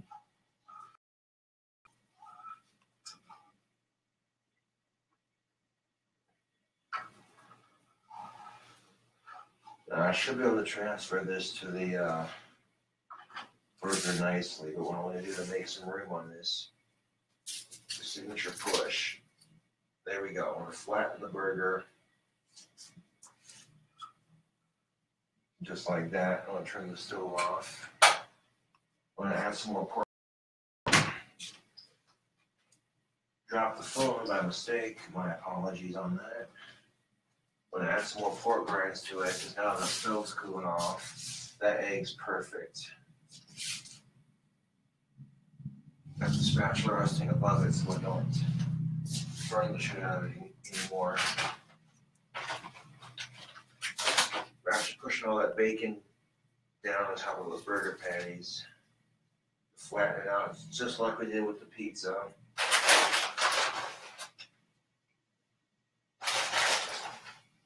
I'm going to add more pork like this, 5, 6. And one more for good measure, there's 7. Listen to those pork rinds crunch. That'll give us a nice layer for our final ingredients.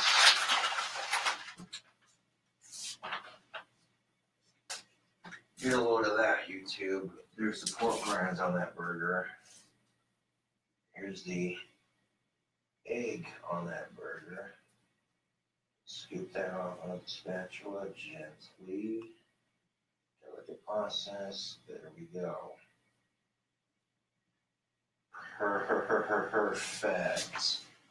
Look at that massive son of a bitch. That's a burger, goddammit, and we're not done with it just yet. We need 2 more ingredients. Got the stove turned off, let that cool off, do its thing. Get the stove clean up when it's all cooled off, but right now, we're assembling quite possibly the most dankest burger you've ever seen me cook on YouTube. Oh, sweet Lucifer, yes. What could this burger possibly have to make it any more delicious?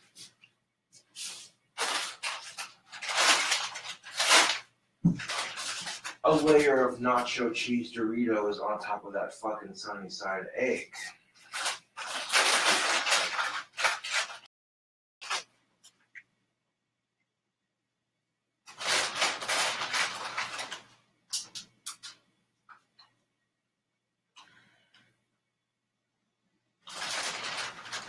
Now the Doritos and the pork rinds are going to give this burger a very nice, flavorful crunch.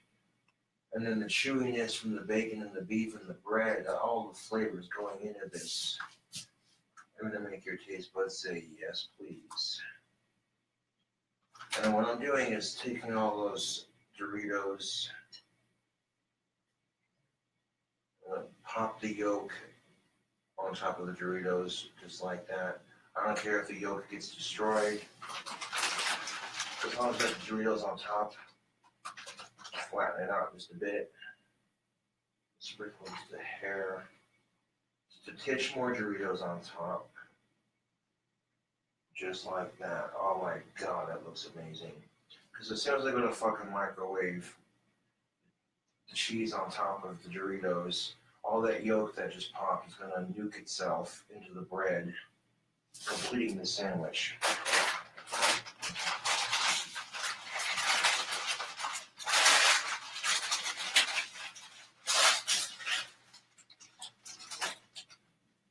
I'll wash my hand right quick.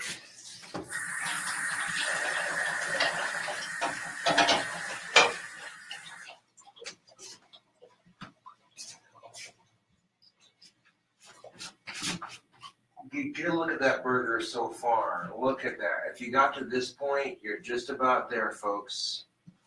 The bacon pork rind breakfast burger. This right here is the breakfast of champions. And now for our final two ingredients.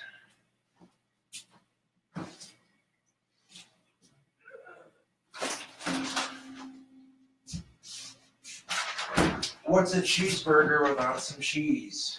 Mozzarella melts really easily and it'll add a nice creamy texture to this burger. So we're going to pile some mozzarella cheese on top of there.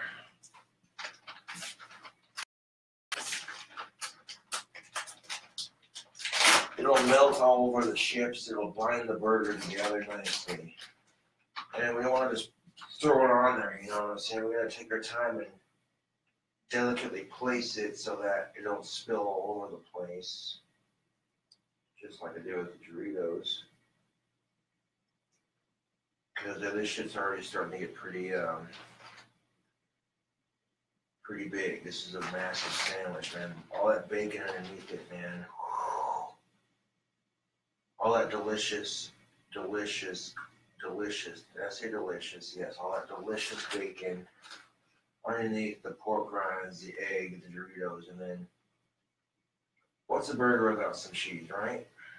So we're going to take sprinkles of that mozzarella cheese. We're going to delicately place it on top of the Doritos so that when it melts into place, it does what it's supposed to, which is create a dank-ass motherfucking sandwich.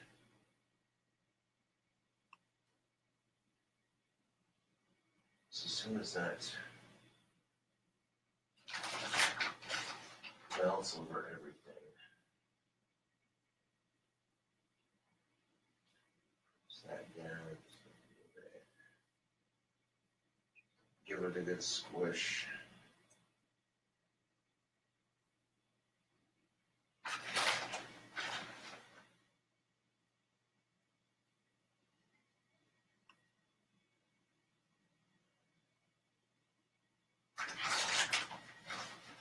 One more little sprinkle of cheese to do it.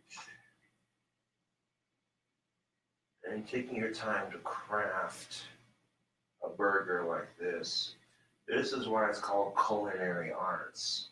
Because you are crafting a masterpiece on your plate. Something you could just say, oh, fucking hell, that looks all kinds of unhealthy. Oh no, King Cobra didn't just make this dank ass motherfucking burger on YouTube. Oh hell no. Look at this shit. That doesn't look good. Yeah. No, I'm not gonna lick that fork. No, I'm good on that. But we're done with the cheese. Get you up on that close-up action.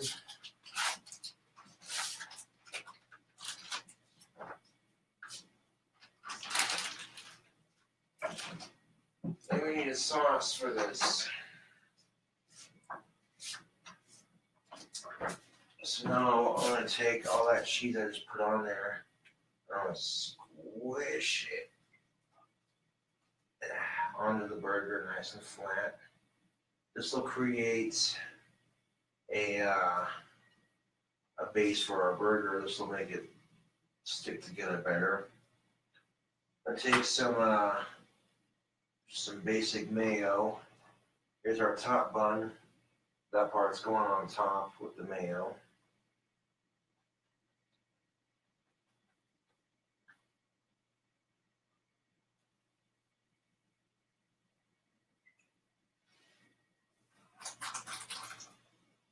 I think the mayo was talking shit again because I think the Asperger's the mayo has was farting.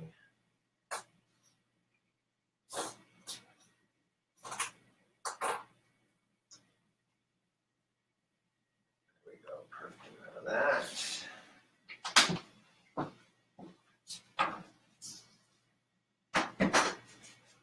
Oh, you two, let me wash the yolk off my hand real quick. We're just about there, folks. All the yolk that's squeezed off onto the bottom of the plate is about to nuke itself. into the bottom bun. And the top bun consists of all that delicious mozzarella cheese.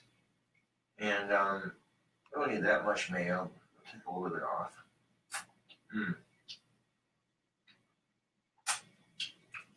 Yeah, this burger's gonna freaking be amazing. But we're just about done. Look at that monster. I'm not trying to oversell it, YouTube, but goddamn. I'm gonna place it on top.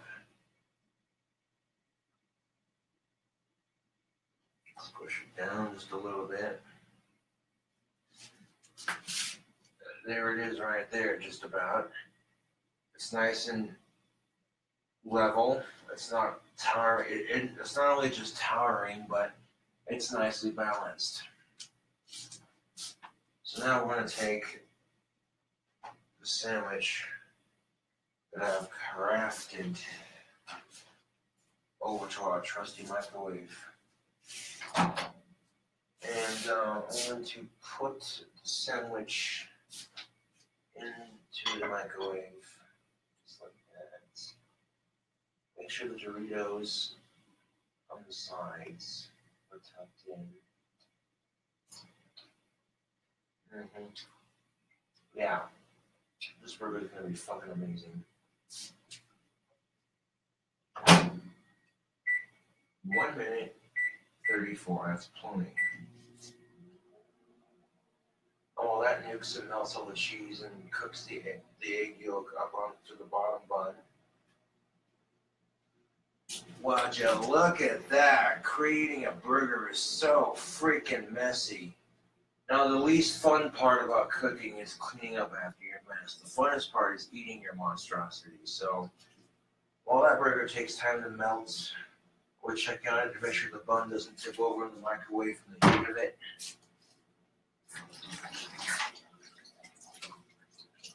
Take a nice wet washcloth, and while the stove is still relatively warm, you take a wet washcloth,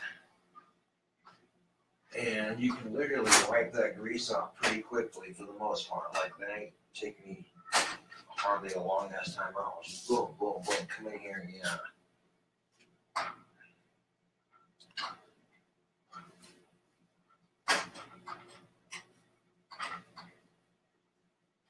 Some of it you're going to have to wait till it cools off to get, but you can get the big majority of it off when it's still warm. Which will make cleaning up your stove 10,000 times easier. Cooking tip 101 right there. That's a good tip to abide by. Just a helpful suggestion. Make this massive burger, and then all the grease that gets on your fucking stove from cooking all the stuff that... Yeah.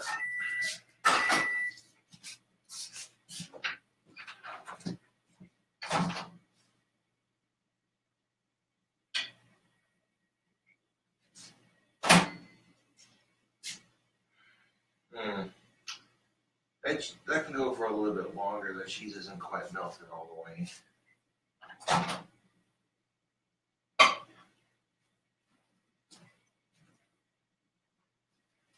Got the stove, clean up until it cools off. That's pretty good. Once it cools off, I'll hit it harder. But we look over here. I'll give it another 34 seconds before it's done.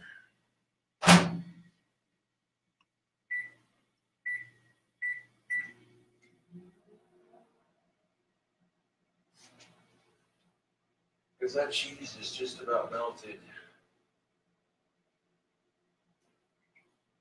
Only use the microwave to melt your cheese. From now on, I'm no longer cooking the beef or the bacon in the microwave.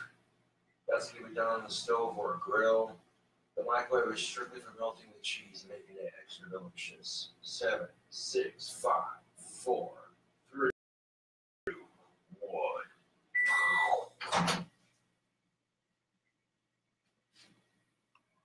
The perfect amount of melt action right there. Look at that. The cheese is gooey, it's melted, it's all over the fucking sandwich. Look at that. That's perfect. This sandwich is done. Alright, so let's go set the camera down.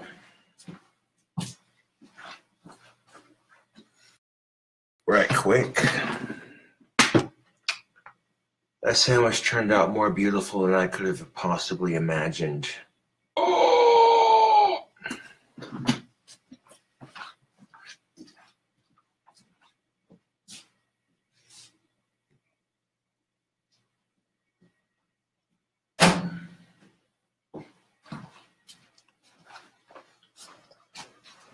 Holy shite, Facebook. Look at this mess. Look at this mess of a sandwich. I want you to look at it. Because that is where it's at, man. The Doritos on the side with the, oh, look at that. Look, when I pull the Doritos off. Whoa.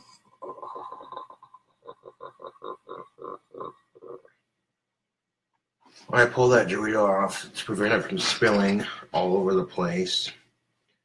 This is why I said use mozzarella cheese for this burger.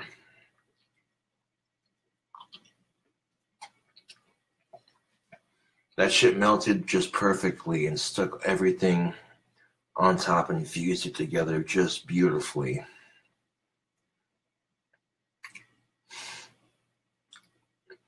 Oh my freaking God.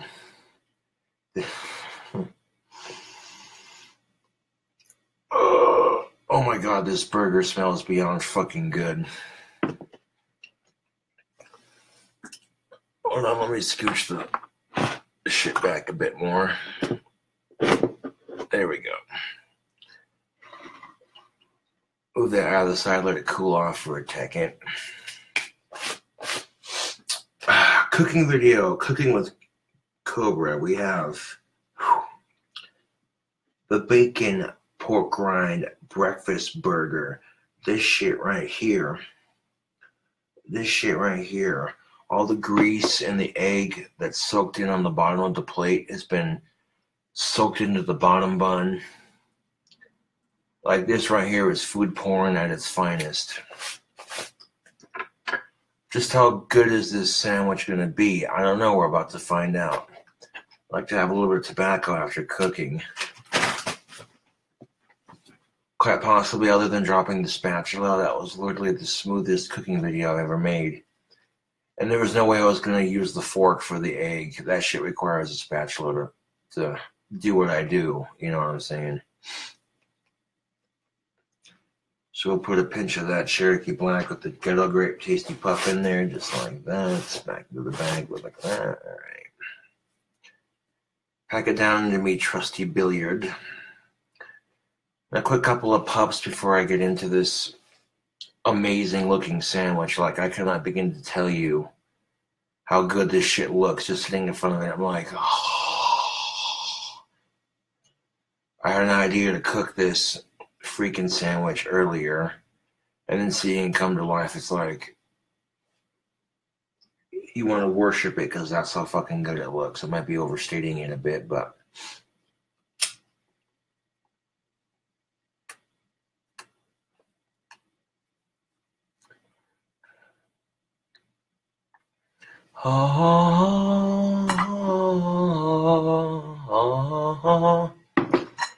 now before I get into eating it, let's catch up on chat.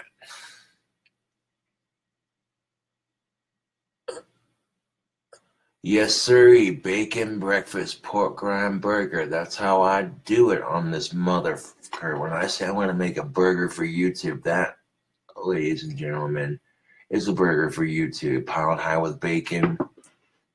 Literally like 8 pieces of bacon, 2 patties, chips, egg, chips, cheese, boom. A little bit of mayo, boom. The combination of seasonings that I used for this burger smell exceptionally well together. I've never actually tried the Head County seasoning before. Like I said, that was sent to me in a care package from one of my awesome fans. And I thought, well, this would be the perfect recipe to try that seasoning out, incorporate it into the fucking Tonys and see what we got here. You know, I know this burger is going to be tasty as fuck, and I don't want to eat it just because it looks so beautiful. I just want to put it in a frame and stare at it for several hours. But YouTube, that would be a waste of food. And this smoke is starting to clear out. It basically smells like beef and bacon up in this motherfucker. It smells beyond delicious. Looks beyond delicious. I'm gonna end up setting this plate in my lap and just going and going ham on it, letting all the mess drip onto the plate if I can make it happen. Because I can already tell this burger is gonna be a little bit messy. Boom. If you like the cooking videos, hit that thumbs up button, hit the like button, subscribe. If you like the burgers, same thing. Subscribe, like the channel, check out the awesomeness. Big ass dank burgers for your appetite. You like pork rinds, you like Doritos, you like bacon, oh yeah. You like cheese, you like mayo. Taking that burger that I made on my channel last time and then upping it up but just a notch.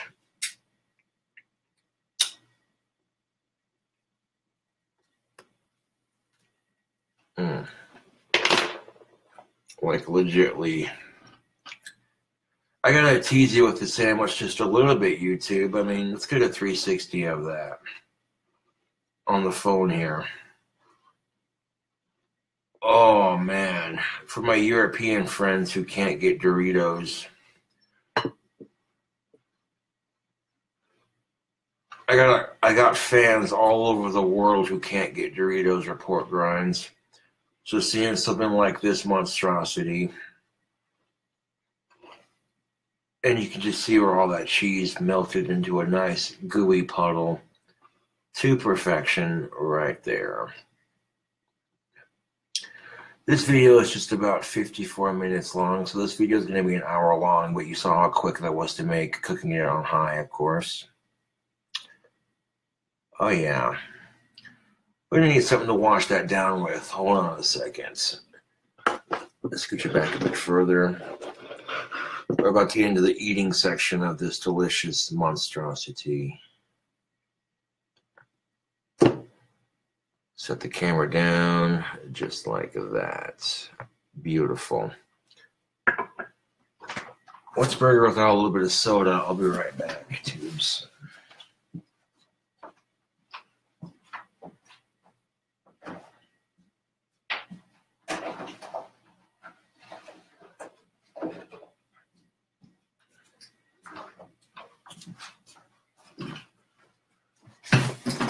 Oh shit, YouTube, bring in the dankness. We got some Mountain Dew Live Wire that I'll be saving for a dank drink combination at the end of this video. Oof, I've denied my stomach long enough, and I've kept you waiting in suspense just long enough. And now, I'm literally about to tackle into this beast. Let's see if I can pick it up. Legit. Fuck, that's hot. Flip it over. I can pick it up, but just barely. All the grease is on that bottom bun.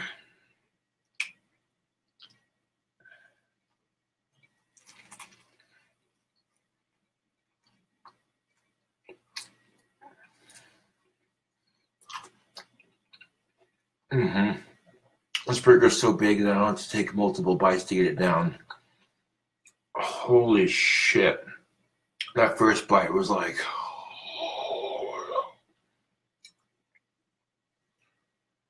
I want to eat it just like this because the bottom bun is so soaked in that grease that if I try to eat it the other way around, it's just going to fall apart. I'm getting grease all over all up and down my arms. Yeah.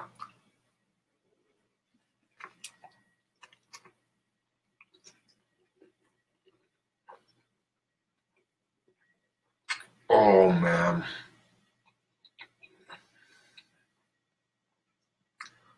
That first bite was cheese crunch. The second bite, beef and bacon.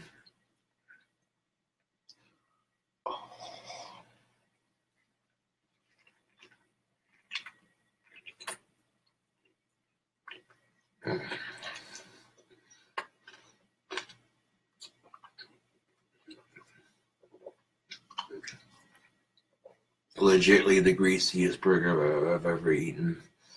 But I don't care. Here's that cross section. YouTube and Facebook. This is all gonna land in my fucking pant legs and on the plate as far as grease goes, but that's how you make a burger, ladies and gentlemen.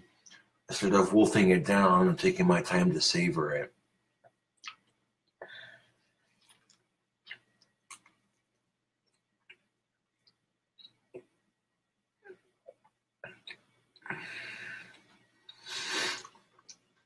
Of course, I'm getting grease all over my favorite Teespring shirt, but that's all right.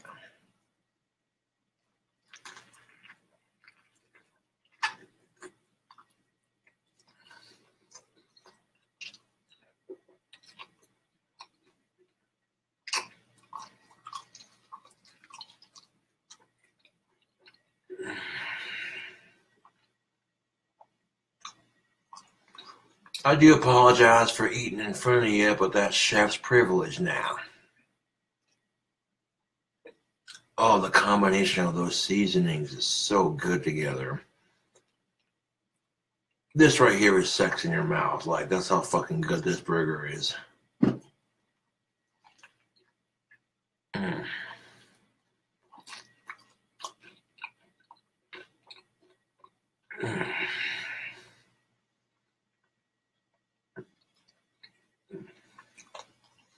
Like, no bullshit, YouTube and Facebook. This is... Oh, man. Beyond fucking good.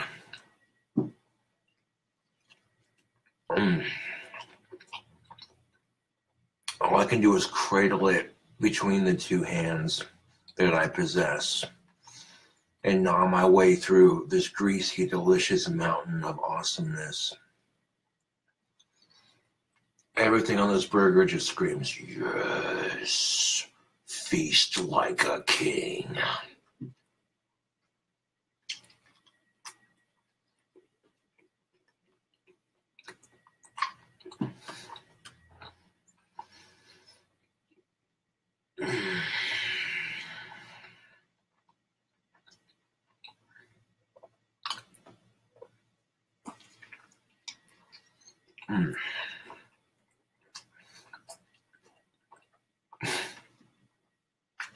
Now I'm getting grease all over my fucking chair.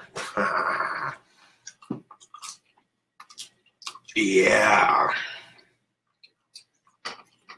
Look at that. That's legit shit. That's how you know it's a greasy ass burger. Look at that. And I don't even fucking care. It's just that fucking good. I mean, this is just, simply put,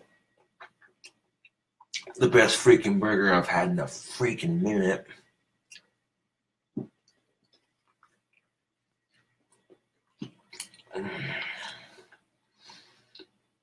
Oh, man.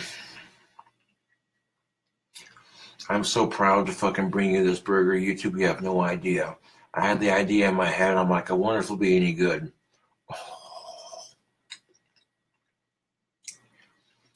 This here is soul food. Greasy heart attack on a fucking bun.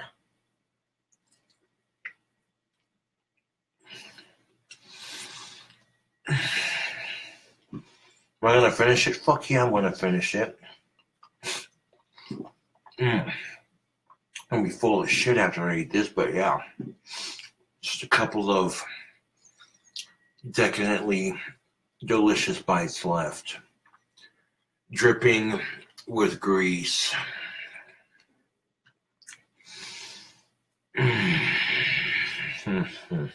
Holy shit.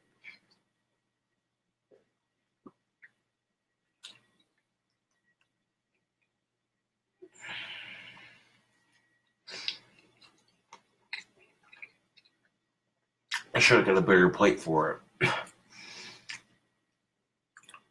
Surprisingly, I don't have that much grease on my pants.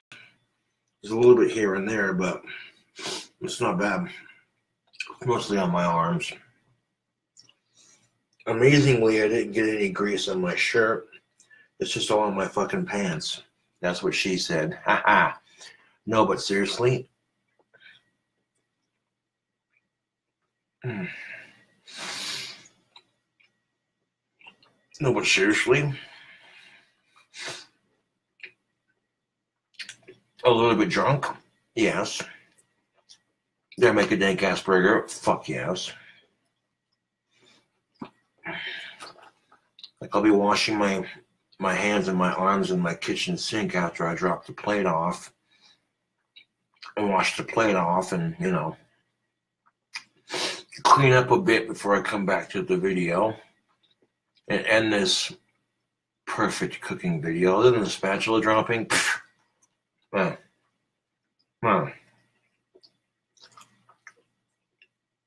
You're almost gone.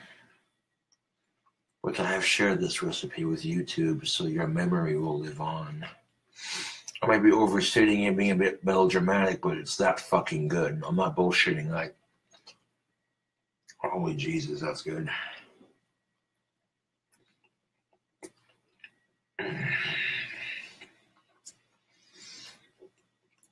Yeah, look at that fucking plate.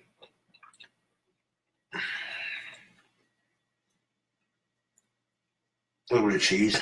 And grease and egg.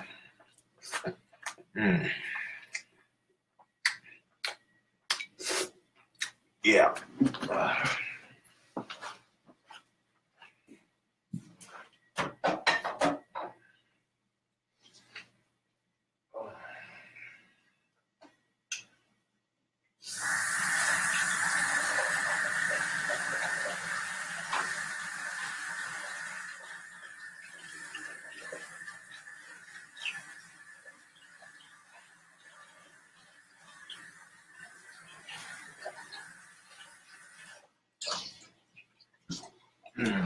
1 second. I'm gonna grab a towel.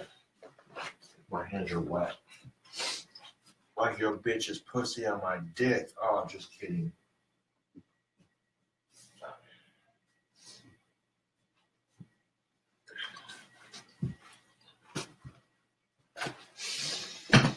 My hands are wet like your bitch's pussy on my dick last night. Just kidding. Classy. Yeah. But no, seriously. Oh. Get my hands and my arms wet. Grab a towel and clean up a bit.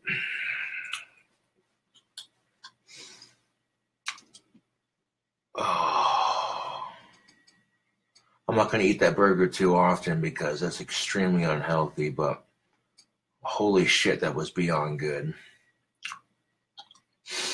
You don't even need fries with that son of a bitch. Tell you what, oh man, that filled me up quick. See if I have a nice little juicy fart after I eat it. That's usually a compliment to the chef, eh? Oh. 1 second.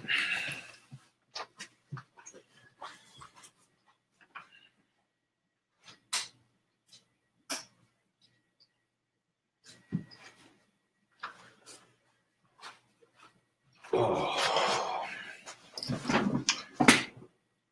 Oh. My tummy is happy with that one, YouTube. That's good eating right there. And the video's still going. Most excellent. Just about 1 hour and 6 minutes long. Not bad at all. I'll tell you what I need after eating that delicious burger. I smoked this here tobacco.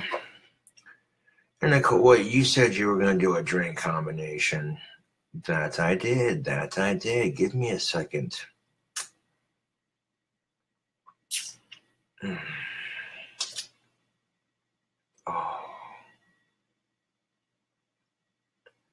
I need a moment to catch up because that burger was just fucking phenomenal. If grease and unhealthy is your thing, then oh man, why the fuck is that not in a fast food restaurant? That's how fucking good that shit is. But hey, I showed you how to make that shit at home, so you can cut the fast food restaurant out of the fucking equation and make that shit at home yourself.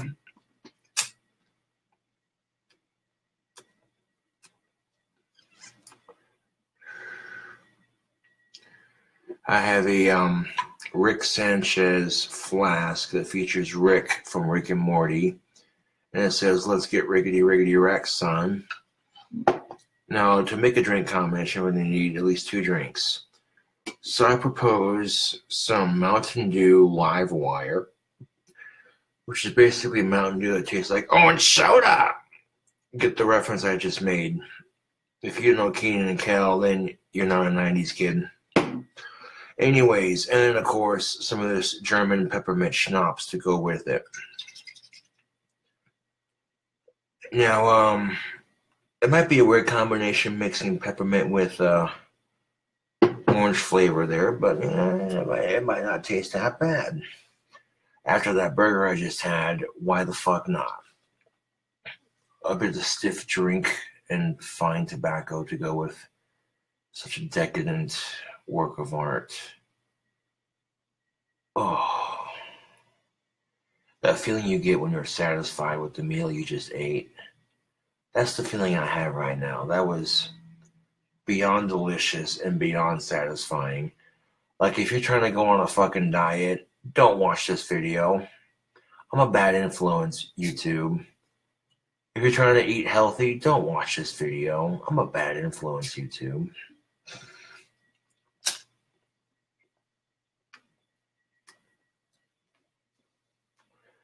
You go to the fucking doctor and the doctor's like, "Oh, guess what?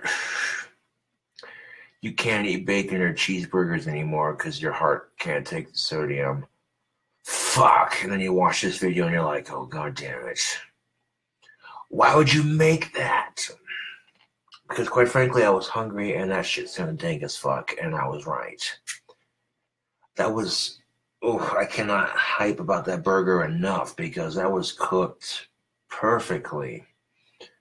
The ingredients flew together. I mean, the grease is dripping. I mean, I still got traces of grease on my arms, but it's not as bad as it was. I got it off, you know.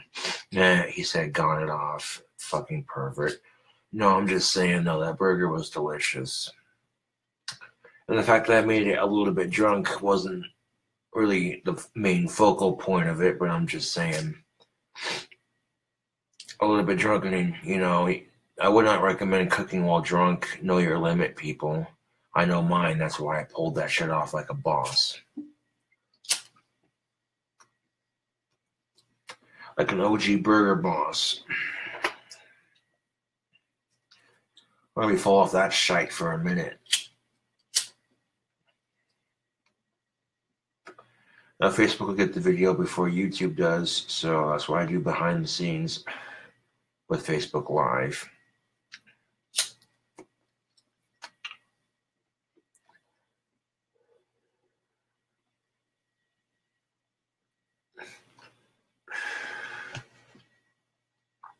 Chilling out on Facebook Live. Camera's still rolling, about an hour and 10.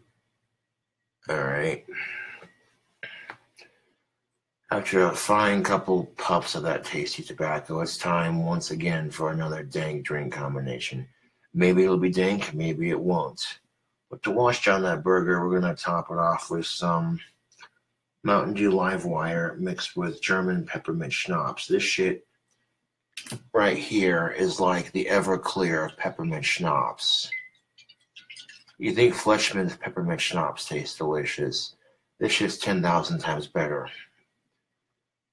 Show that logo. Give these fine folks a shout out. They make delicious shit.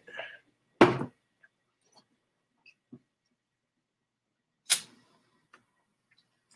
the thing about Germans and Irish people. They don't fuck around with their alcohol.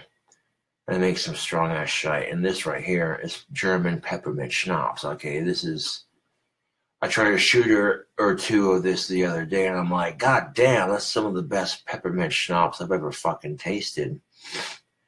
And then my friend for an early birthday present, and I made a little bit of money off my wand sales, so I bought a bottle with my wand sales of Tennessee honey, mixed some Mountain Dew with that Tennessee honey, just a splash of it. Into my flask, I have peppermint schnapps mixed with Mountain Rush, which is basically genetic Mountain Dew. 2 different kinds of Mountain Dew, 2 different kinds of liquors. Soon to be 3 different kinds. Normally I pour this over a sink so I don't spill it, but you know. The video went by so smoothly on YouTube that I'm confident in my ability to pour this drink combo into this very badass Rick and Morty themed flask. Oh, geez, Rick, that burger looked unhealthy. Look, a heart attack. Shut the fuck up, Morty, and just try it. Make it. Eat it. That burger looks so fucking greasy, Morty. You don't even know, but fuck, that was good. You want to... Okay, I'm drinking out of a Rick and Morty flask. You gotta do a Rick and Morty impersonation. I'm just saying. They would be on their 4th season, but Adult Swim's like, we're gonna cancel the show. That's like Burger King saying, okay, we know the Cine Minis are super delicious, but we're gonna take it off the menu anyway. What? You took your most hot-selling item off the menu. Why? That made no goddamn sense. That's literally the equivalent of Adult Swim saying, okay, Rick and Morty, we know you're on your 4th season and people love the shit out of your show, but we're going to take it off the air anyways. That's when Comedy Central is like, all new episodes of South Park, followed by Our Cartoon President, followed by Rick and Morty. I could totally see that playing off like that. Or maybe Adult Swim's holding off on new shows to get the hype up for new episodes. The build up, just like the build up for that burger. You never know.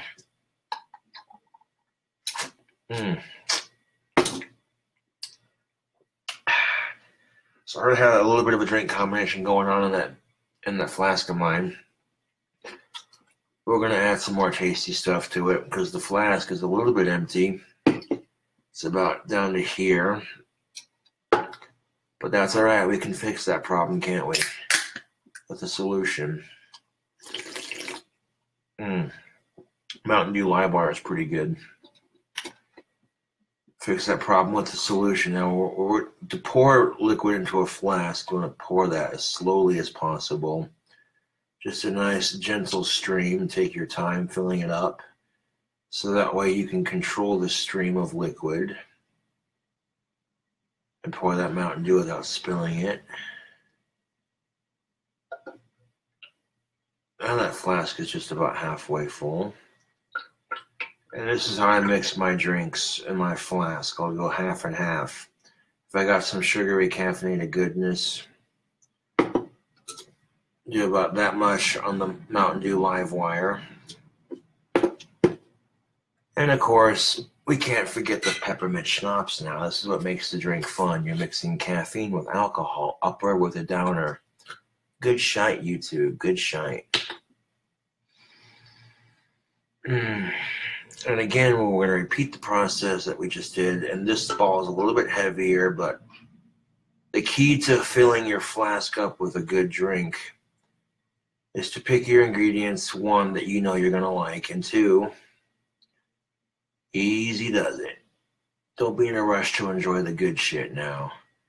Take your sweet ass burger's time instead of saying sweet ass. No, but you take your time and you pour it in there nice and slow. You're not going to slosh it all over your flask like a dumbass. You're not going to waste soda or booze. And just take it and fill the second half up with pepper. Easy does it.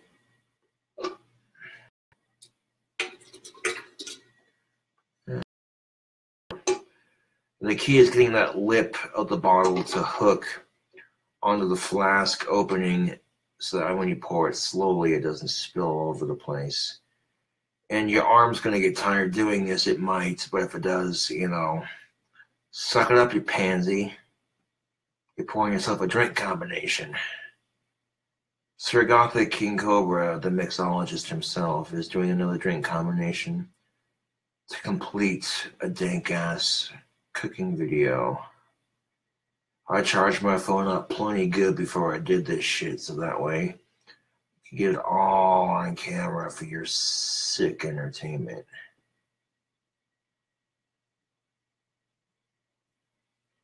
I'm checking the level on that before I continue pouring. That's perfect. I can feel the cold level. The level of the cold liquid. The level of the cold liquid is just below the spout right there.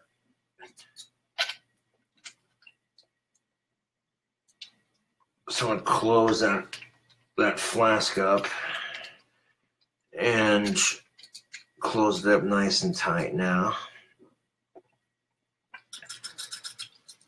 I'll give it a little bit of shake to mix it up. I got the hiccups after eating that delicious greasy monster, but it was totally worth it.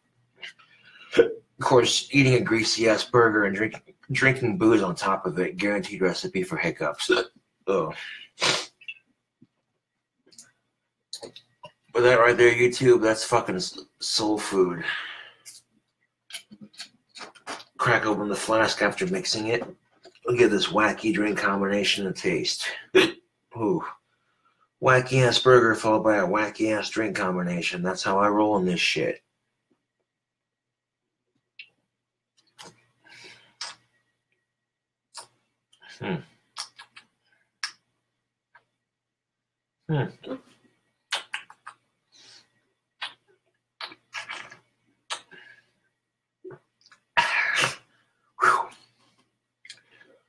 Sloshing it between my teeth to give it a good taste. That's a bit more potent on the schnapps than the soda. But the taste on it is not half bad. It's not the worst combination I've had. It's not the best, but it'll do just fine for washing down that delicious burger. Whew. I'll be sipping on this the rest of the fine evening. This delicious motherfucker is going back in my fridge next to the Tennessee honey. Yeah.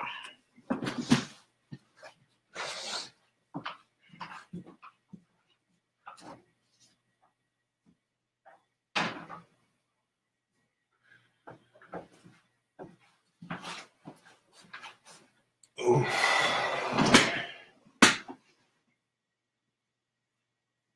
Eating one of those burgers is literally an experience. The taste alone, the combination. I might have been a little bit overstating it just a bit because of the alcohol, but that literally is pretty fucking good.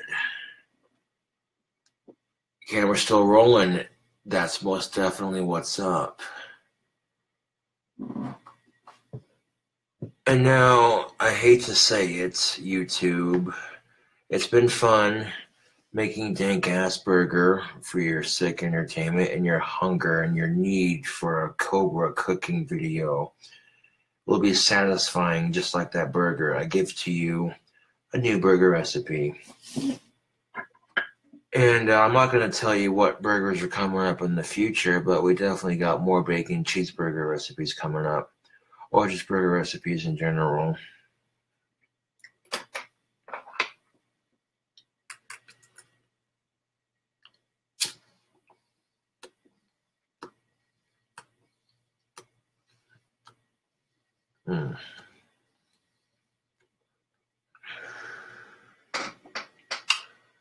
Until then, this is KingCobraJFS with another legendary cooking video.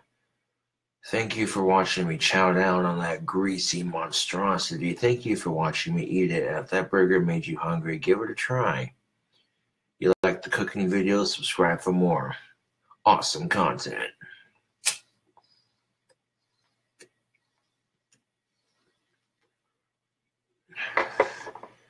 Anyways, I thank you for watching this cooking video.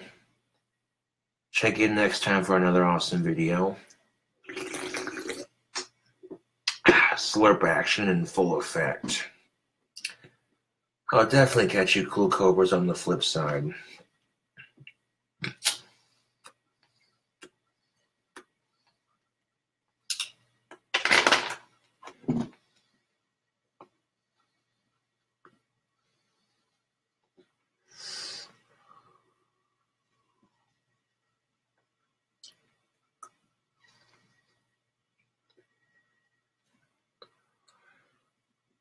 We are golden. It looks like it did. What is up, Phil?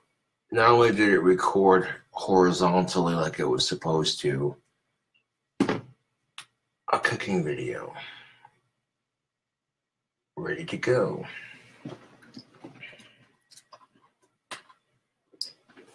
Perfectly filmed, executed nicely. Other than dropping the spatula, that was awesomeness.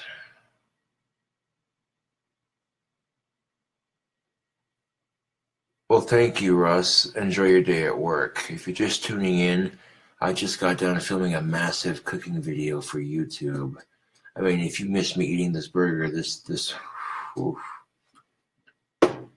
Oh man, if you sold that burger at the fucking state fair, one or two people try and they'd be like, yo, you gotta get in line for one of these, man. This shit will rock your fucking taste buds. Now, because the burger didn't take too long to fucking cook up, but I spent a good majority of the time showing it off on Facebook and YouTube and building up the suspense just a little bit, you know what I'm saying? So now I want to plug my phone into my computer, upload the video to my desktop, and then from there, you're going to have a brand new cooking video.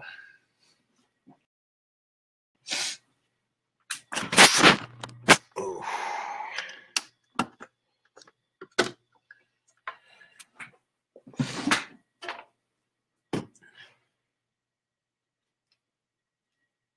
Of course, some of y'all have been watching this live stream since I first started. You're like, yo, I got to watch him do this awesome cooking video behind the scenes. I am like ridiculously full right now, and I feel good about that. Oh, yeah, buddy. 4:22 in the morning, that's classic. I got tomorrow off, otherwise I wouldn't be drinking so hard. I'm not going to say when I work because it's none of y'all's business, but I'm certainly not getting this fucking hammered before going to work, or if I got to work the next day, you know. And sometimes it's not just because I work, and sometimes it's just because I'm out, you know. But, oh yeah. Make sure that I have the entire Trails of the Abyss album on my phone. Uncheck it, hit apply, and apply, and then repeat the process, and I should have all 8 songs on my phone. I do plan on posting it to Bandcamp and TuneCore eventually, but preferably at the same fucking.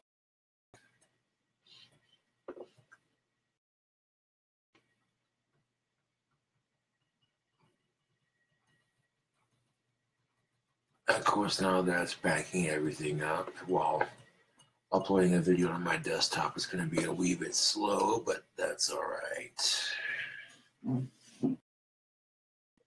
That is so all right, man. Like, oh, that burger was everything I'd hoped it would be. Craving it, the idea, that's just what I'm talking about. Like the guitar I made, or I didn't really make it. I custom made it here and there and took it to a shop to touch it up nicely. It's an idea, a vision, making it happen. That's what it's all about in life. Realizing a goal, realizing a vision, and fucking making it happen, making it a reality. So now I'll get this video uploaded to my desktop and have the 8th album on my phone.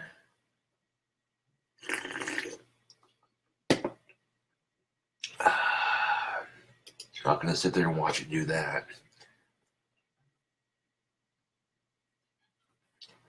As far as wand updates go, I have the sandpaper and the leather string to make more. I just need to find and gather 10 more sticks.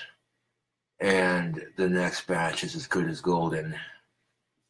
The first batch sold out so quickly that a lot of people are probably kicking themselves going, damn it, I missed out on the chance. And then once people on fucking YouTube and Facebook are seeing people review the wands and they see it's legit shit, they're like, well, fucking A, I want one. And then they see the videos where I'm practicing magic with my own wand that I made using the supplies I make to sell my wands. Instant selling points.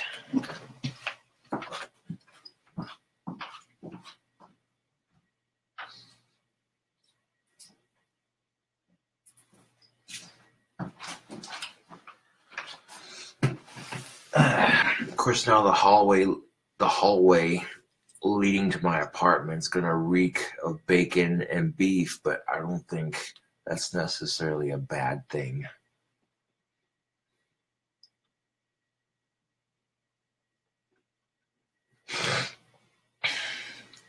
All I can say, though, is that when I do make my next batch, buy them as quickly as you can, because if they sold out in 5 minutes, I'm just saying.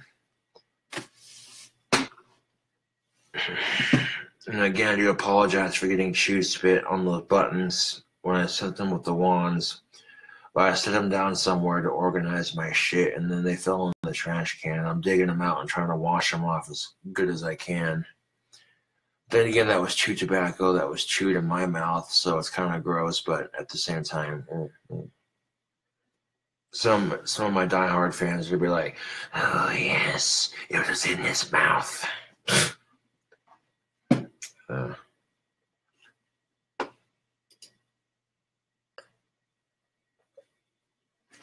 Now backing up the iPhone after taking Trails of the Abyss off of the phone. It's taking a hot minute, but it's about halfway done, a little over halfway done. And then, yeah. But putting the 8th album on my phone is going to take less time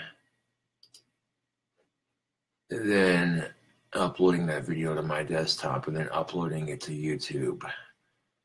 But trust and believe, as good as that burger was, it's going to be worth the wait, man. There's definitely an original Cooking with Cobra feel to that burger that people are going to get into. And some people are going to hate it because outside of my circle of fans and what have you, people are going to see that as just unhealthy, massive, disgusting slob of grease. And I'm just like, you know what? I ate it. It was good. And I'm a little bit drunk, so, you know, that's even better. Legit shit.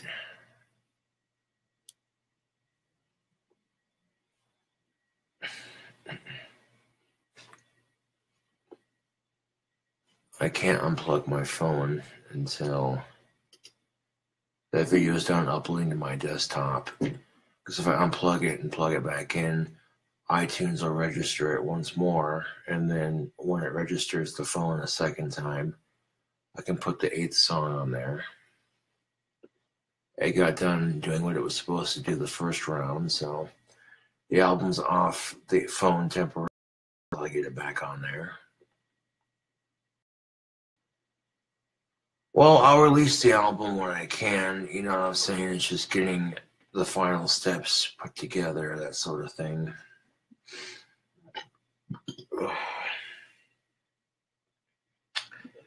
That burger was so satisfying. Oh. That's a burger Homer Simpson would gladly eat in a fucking heartbeat. I'll have to call it the breakfast bacon pork rinds burger. That's what I'm gonna call it because that's just got the perfect ring to it. They're like, oh shit, a Cooking with Cobra video, yes. Man, if you thought the fucking pizza I made in my last cooking video looked good, oh shit.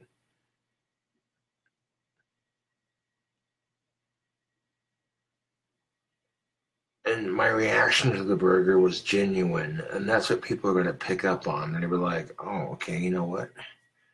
It's making me hungry just watching it. I got to try that.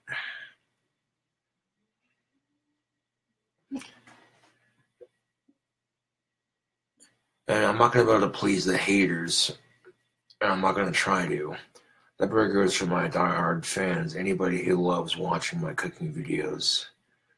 They're going to eat the shit out of that cooking video because that was executed perfectly, minus the spatula falling. But considering that I drank a little bit of alcohol before making that burger, that was actually not bad at all. And now I got a flask full of goodness. I might not drink this all on the live stream. I might sip on like half of this or or a little bit over half, stick it in the fridge. Starting to slow down on my drinking just a bit for the early day/evening. Oh, it smells so good in my apartment. Beef. It's what's for dinner. Ugh.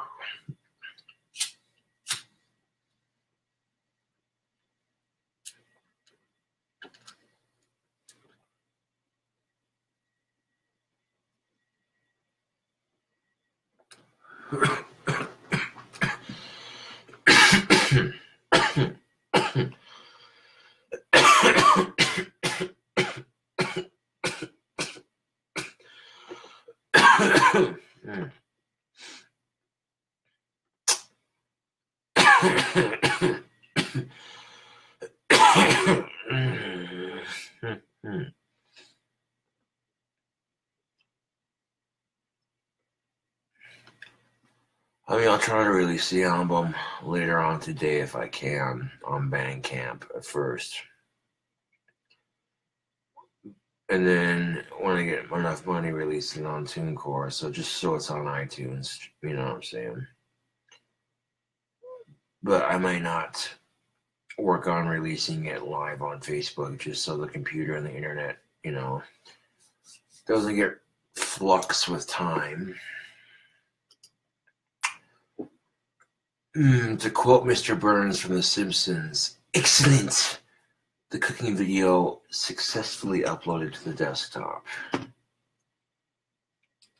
Smithers, release the hounds!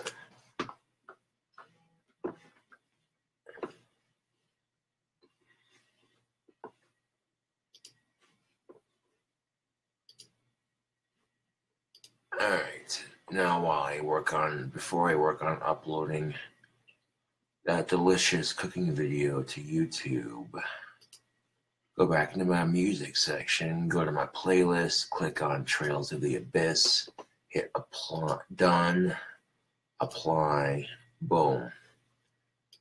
Let iTunes do its thing, so that way now I'll have all 8 songs of my new album on there ready to go. And while it does that, new window on good old Google Chrome. And move a couple things out of the way so I can type the title in and everything.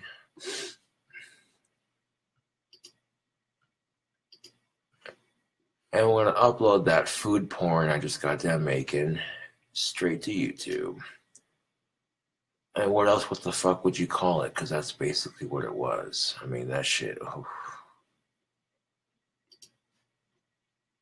Right off the bat, you already felt naughty. You already felt unhealthy, disgusting, and just downright naughty for eating it. Because that's what soul food's supposed to do. Make you feel like, ooh, you feel dirty for eating it. You feel unhealthy for eating it, but it tasted so good that you don't give a fuck. It filled you up and satisfied your hunger. You don't give a fuck. Title of the video. Okay, start off with breakfast. B-R-E-A-K. No, not something like K. B-R-E-A-K-F-E-S-T.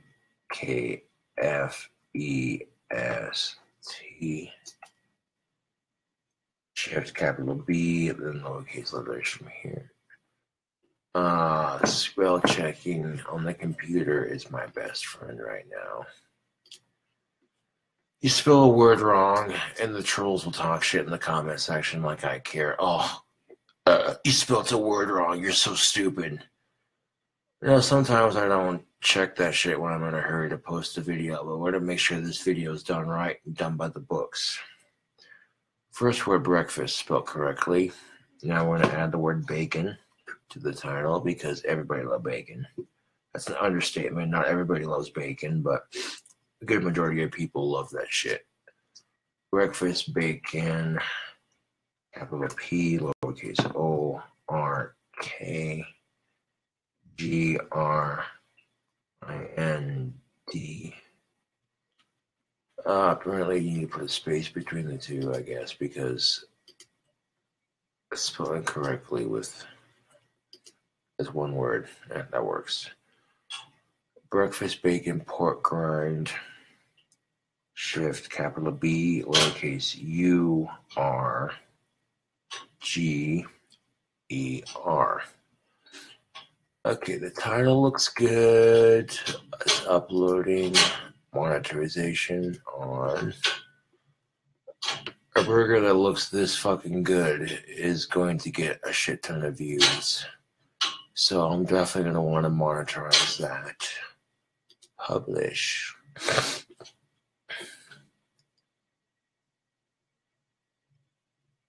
I get notifications every time people comment on my YouTube, and I got some positive comments on one of my cooking videos. One person commented, "Yes." Like, this is the kind of fucking food you want to eat when you're drunk and you want to cure your fucking hangover the next day and you want to fill your stomach up. This is the kind of food you eat when you're done drinking at the bar and it's like, oh shit, I got a craving for something greasy. Ooh, look out. Most excellent. That video is now uploading to iTunes. And the 8th album is now on my phone. We got all this amazing stuff done in like under 2 hours or less. That's managing your shit. I managed to make a dank-ass cooking video and have it uploaded on the uploading process and everything. Okay, now that exit out of iTunes. Now that it's done saving the 8th album to my phone. And now the computer can focus on this live stream and uploading my latest cooking video. And that's how it's done, Facebook.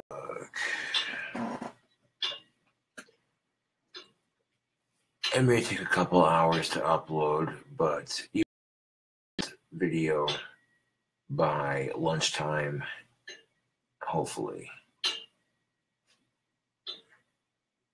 Just the title alone, breakfast bacon pork rind burger. It's just the title alone is going to be instant clickbait, and as soon as people watch me make it, they're going to be like, he's seriously, wait, oh no, he did, oh, and then by the time we get done watching the video, you're just like,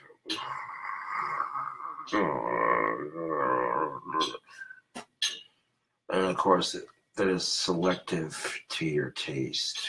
Some people are going to look at that greasy, disgusting mess of a burger that I made and be like, you sick motherfucker, why would you eat that artery clogging shit? Because it tastes good. And because you got one life. And if that shit tastes good, then enjoy it. Life is too short to miss out on deliciousness like that. And it's food. Part of the experience of learning what works and what doesn't.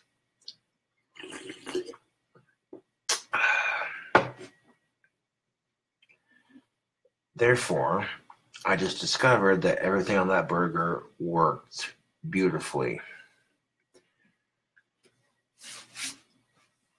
Every so often when I get a collection of cooking videos that just flow together nicely between the outside video of me showing off my magic and walking to the guitar store, followed by a dank-ass cooking video. Oh, the content that I'm providing is grade A shite. Or at least trying to provide something for people to watch, not just, oh, here's me doing this number, you know. We'll all just sit and talk, and people like watching those, but it's not very entertaining. No, yeah, 4 people watching this shit. 4 people watching this at 4:40 in the morning. No, but I can sit back and puff on my pipe comfortably after a meal like that. That was a meal fit for royalty. That's how fucking good that shit is. And the ingredients I used to make it weren't that expensive neither. So, that was about as good as the Elvis Presley burger, I tell you what. And I'm not going to sit here and wait for that fucking video to upload on Facebook Live, because this video is already 2 hours long, but, you know, I did want to take you behind the scenes of that before I uploaded it to YouTube. That way, y'all get the prefix before the official fix. Quality King Cobra content. Giving you the lowdown on my channel, what's coming up for videos.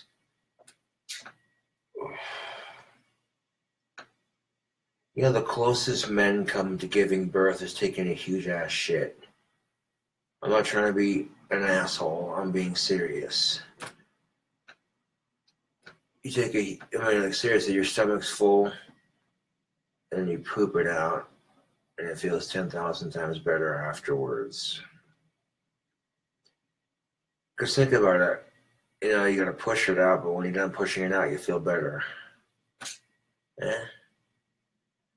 That's a horrible comparison, but not quite as excruciatingly painful unless like you pooped out like a 2-pound poop. Then, oh geez, I don't even want to think about it.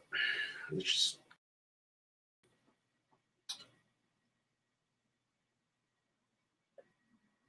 and with my cooking videos, I've not only learned how to cook better, but also what works, what doesn't work. And then you can learn with me too. That's the beauty of it. That's what makes the cooking videos more authentic. Is I'm not some 5-star chef. I'm not Gordon Ramsay. You know what I'm saying? I'm still learning. So that makes the content more relatable, because when people see all these fancy chefs on YouTube and TV, they're like, the fuck are they making? I can't make that. It looks difficult as fuck. Okay, no, we want simple recipes. Your hunger, taste good, and are easy as fuck to make. That's the kind of shit the average everyday Joe Schmo wants to see. There's like something dank, delicious, and easy as fuck to make. Boom, I got you. And the nice thing about making bacon cheeseburgers and making pizza, it's a relatively easy concept. And the majority of my videos consisting of homemade pizza and burger videos. People aren't going to care if it's the same shit, but different forms of it. It's still a goddamn cooking video. Yeah. I'm excited for this video to post to YouTube. I cannot wait. It wasn't filmed sideways. Sometimes I don't get the camera angle just right when I start the camera, like in the case of my outside video that I made earlier. I don't, you know what I'm saying, but you definitely want to make sure it's horizontal when you're cooking. Otherwise, you know, yeah. Flawless. It wasn't completely flawless. I mean, I dropped the spatula on the floor and had to wash it in the middle of the cooking video. But that wasn't no but a thing. By the time I got done hanging out with all these peeps, you know what I'm saying?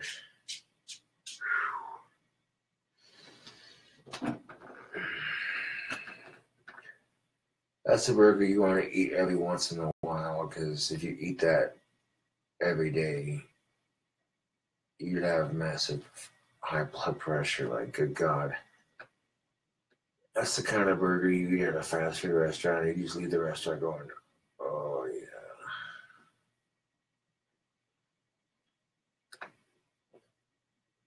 What the hell is the King Cobra's Palace? Oh, dude, this is fast food chain that Gothic King Cobra has, and like all his burgers and pizza recipes are on there. And basically, it's like not a fast food chain, but it's like a restaurant chain that serves alcohol, pizza, burgers, wings, nachos, and fries, and It's got like 44 beers on tap and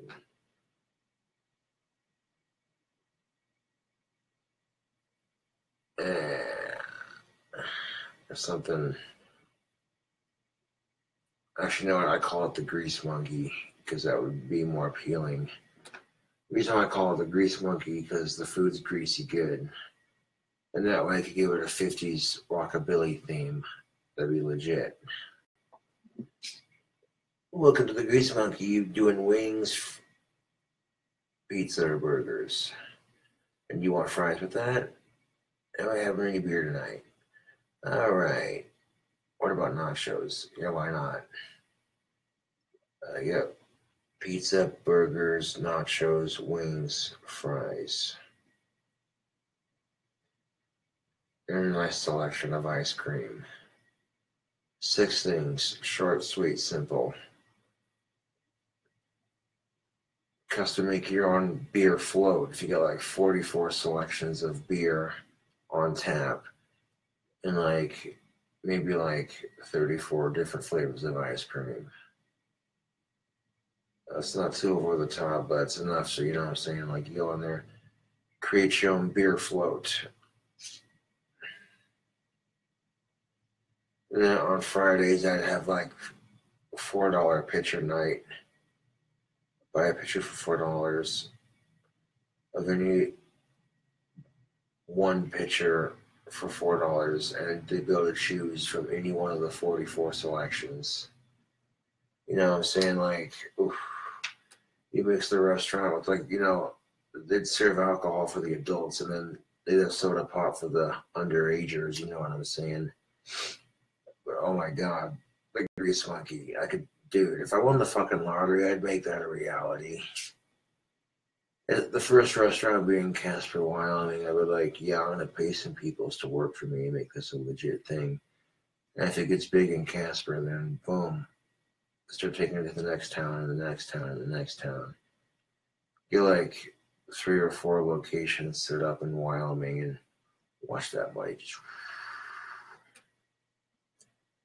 And periodically traveling from location to location to make sure people are doing the recipes right and making sure customers are satisfied. We want a fair price too, not something that's overly expensive, but we want it'll make me some money, but it's not going to completely bankrupt the customer. Because what's the biggest thing about eating out? Oh, that place is good, but they're so expensive. That's the one thing I'm not going to hear my customers saying. They'll be like, that place is good and the rates are fair. I can dig it. Because by the time you get done eating at the Grease Monkey, you're just like, hey, that was good eating. I mean, when you get the fucking lottery or you have enough money behind you to make shit like that happen, that's entrepreneurship right there, just knocking at your door. Ideas, man. Yeah. The Cobra's Palace Hookah Lounge. See what I'm saying? Every hookah hose has like a cobra on the mouthpiece all hooded up.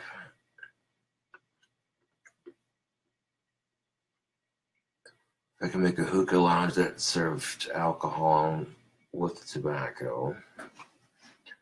It'd actually be a lot easier to run than a restaurant, to be honest. Welcome to the Cobra's Palace Hookah Lounge. 44 beers on tap, 44 hookah tobaccos to try, and 44 cigars. Relax, sit. Like a cobra basking in the spring water. Relax, have a smoke, chill. I mean, it takes a lot of work to run a restaurant, and there's all these health things you gotta follow. So honestly, if I won the fucking lottery, I'd rather get the Cobra's Palace Hookah Lounge started, because that'd be a lot easier and a lot less shit. It's just getting my tobacco and liquor license to serve and making sure that, you know, have a separate section for the drinkers and a separate section for the non-drinkers. Have like a bouncer checking IDs up for the drinker section. You know what I'm saying? If speakers playing out all throughout, you know what I'm saying? And there's a hookah lounge here in Casper. I haven't been to it, but I wouldn't mind trying it. But the Cobra's Palace, that just sounds like the perfect name for a hookah lounge.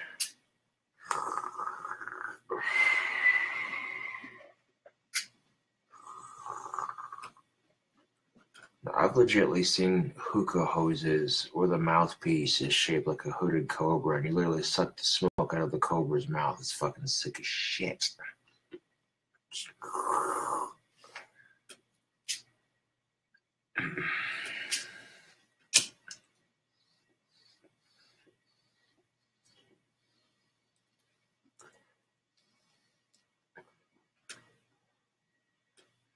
But some things are worth the wait, I suppose. And this cooking video is no exception.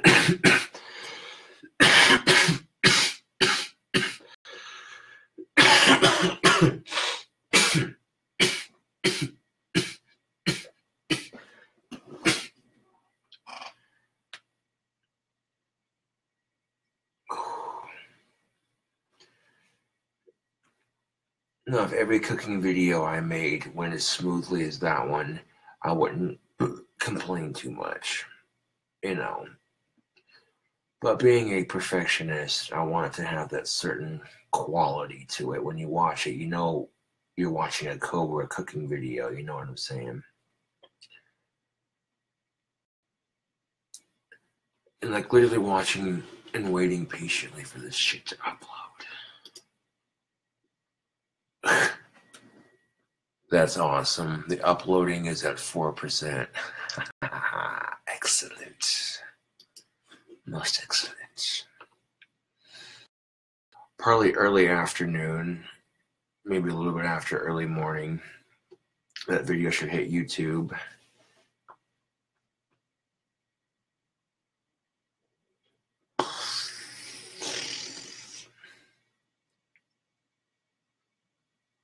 And if I leave the computer, the monitor will go to sleep and it'll slow down the fucking uploading process. So I'm not going to stay for the whole process of this video uploading, but I want to stay for a bit longer to give my fans a chance to ask questions, you know. In case you're just joining in to Facebook Live, I'm uploading my newest, dankest cooking video. And now I'm extremely full from eating that and enjoying the fact that I'm not exactly starving, but I'm not exactly hungry. I'm not exactly gut busting full, but I'm content. I mean, if you can eat, that's definitely a sandwich for a bigger appetite. I had the idea to create it a couple hours ago, and then I walked home after drinking at my buddy's. There's no sense in driving drunk. That's just stupid. And even though I drank, I still walked a straight line back to my apartment. Fired up Facebook Live, charged my phone for a bit, and then filmed a dank-ass cooking video because that's how I fucking roll. Like the dice, snake eyes, full of surprise. Eating too many of those burgers for fucking heart attack, sodium, high blood pressure. It's your own damn demise. Just kidding. The rap was ill, like heart disease. Sit down, listen if you please, because that burger was greasy. Look at me tease this camera with this delicious goodie. Oh yes, please. Make you say you want that burger. Make you say you want that cooking video. Of course, people on YouTube have commented, "Oh, I've never seen this guy eat a healthy thing ever." Yeah. You might not see it on camera, but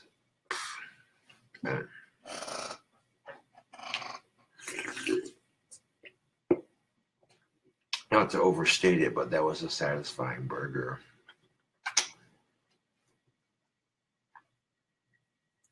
Like, it took the basic concept of that pork rind bacon burger and then amped it up by like 10,000. It's like if Fletchman's peppermint schnapps would be just the regular bacon pork rind burger. It's good. You get you by, do what you gotta do.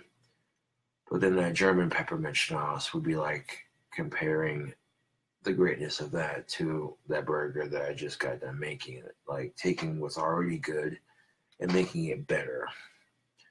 That's not talking shit on either brand. I'm just giving you my honest opinion. After all, Fletchman's peppermint schnapps is basically the same drink, but the German peppermint schnapps is like 4 to 8 times stronger. It's like 50% alcohol. It's 100 proof. It's about as strong as Everclear. No bullshit. So it don't take much of that shit to get your whiskers wet.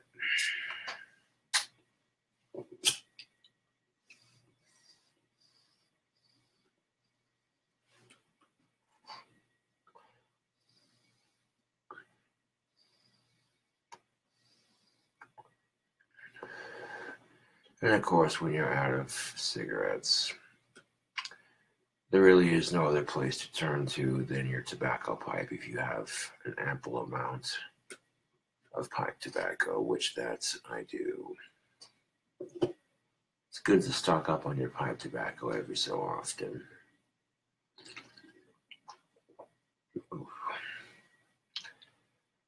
Dude, after eating a burger like that, I could sleep just fine. I mean, I'll do that here in a bed, but I can't just leave Facebook high and dry with, oh, boom, here's a cooking video done. But what is that? That's not quality entertainment. As a public figure, I want to give the fans their views worth. Because as soon as this uploads to Facebook, fucking Casper Anonymous will steal it, and then it'll go on YouTube then. So you're getting the video from different angles, different perspectives, and it's a whole new way to film. It's not an old concept, it's not a new concept, but it's a different way to film, I guess you could say.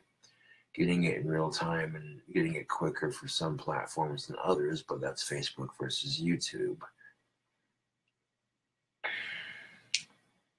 And I like Facebook Live because I have a bit more control over it and it's easier to set up than YouTube Live.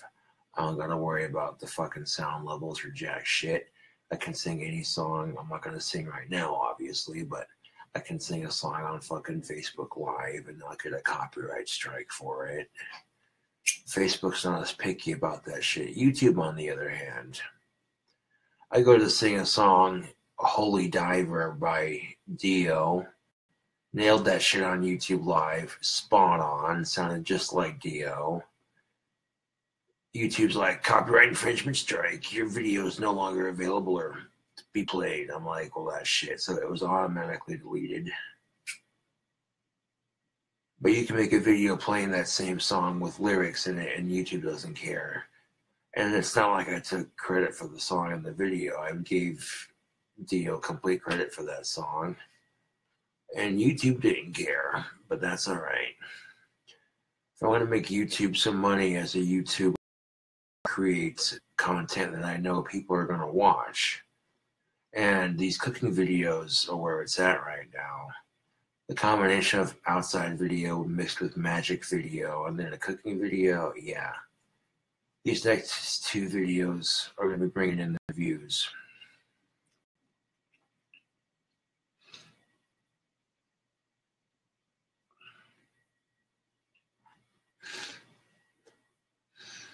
And it's a good thing I opened up my window before cooking that monstrosity because it got so freaking smoky in here. And by the time I got down to cooking the last thing on it and turning the stove off, that was simply perfect plate. And not only that, but the burger patties were frozen. So I had to switch out the patties, use a different one. Then I dropped the spatula and throw it in the sink temporarily until I can wash it for the egg. So just quick on the spot making minor mistakes on a cooking video. Try not to overreact too much, because that's something else too. Like, I want to make a cooking video and I make a fucking mistake or whatever, I shouldn't like fly off the handle, because, you know, it's not perfect. I can't expect myself to be a 5-star chef. I'm making food for myself that I think's tasty. So really, there's no need to overthink it and stress it. You know, take it as a learning experience. The reason why they call it culinary arts is because you're crafting artwork on a plate, or putting it on a plate, so to speak. And this is artwork you can consume. Art doesn't just have to be visual or sound-wise. It can also be taste-wise. Because you see these fancy chefs and their shit that they pull, just this 5-star fancy crap, and it looks fancy. All the delicate time they take in putting sauce here, putting sauce there, the placement of shit here, the placement of shit there. And that burger wasn't by any means fancy. The ingredients on it were greasy, unhealthy, salty, typical type ingredients, but it doesn't mean that we couldn't take our time with the placement. And that was another key factor in that cooking video, was making sure everything was strategically placed so that that burger wasn't too messy. I already knew it was going to be messy because I piled a shit ton of bacon on there, like 8 miniature pieces right there on top of that shit. And holy good gracious. Oh, fucking hell. That burger's starting to catch up to my stomach. I had to eat that as quickly as possible so the video wasn't super fucking long. You know what I'm saying? That's another thing too. It's not only cooking it, but how fast can you eat it? You know what I'm saying? And is it good? You know, here.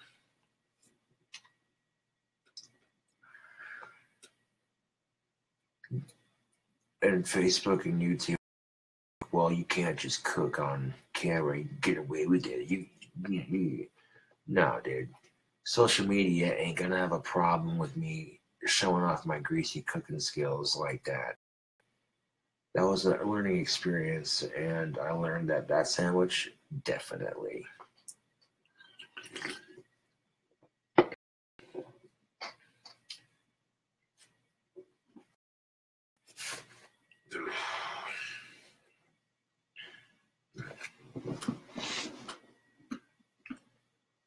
Boom. Granted, yes, I was a little bit tired when I got home, but I stayed up this late for my fans because I had the idea for an awesome cooking video go to waste, and plus I was a little bit drunk and hungry, so I'm like, okay, we're killing 2 birds with 1 stone. Satisfying my appetite for a dank burger, and then satisfying my fans' appetite for a dank cooking video. I mean, I'm not here to explain myself. I'm just breaking this shit down into extreme detail.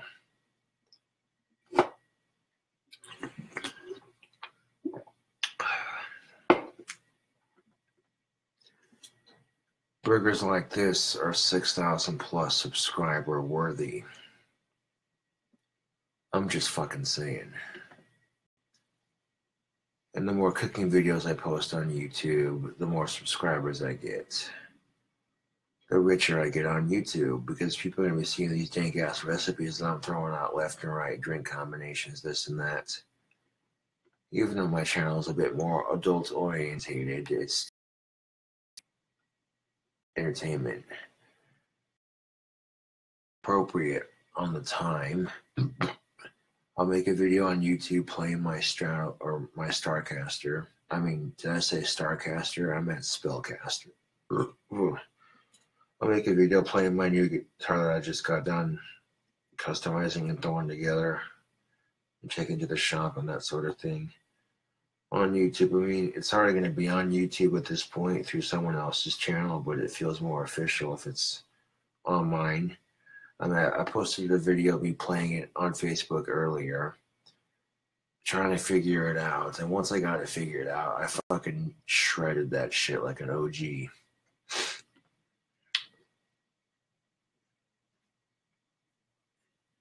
know, these guitars are like that burger I just got done making. Epic.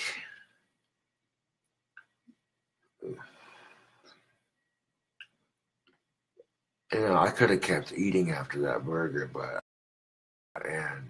oh yeah, I'm feeling it now. That's the ticket. Skippy Jam. My expressions are weird, but who gives a flying fuck? That burger was bomb ass fuck. Okay, that right there. Whew. And then showing you cool cobras how to make it so I can pass on the delicious knowledge to you peoples. Like that's the kind of burger you start your day off with one of those and don't do it very often, but every now and then for a good protein boost.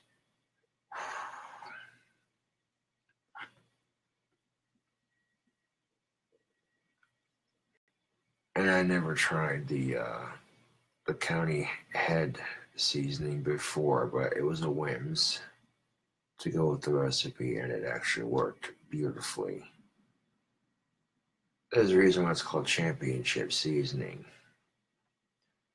And that gives them free advertising on my channel. If people see that burger recipe, they're going to be like, so I'm telling you right now, don't watch that shit if you're fucking hungry.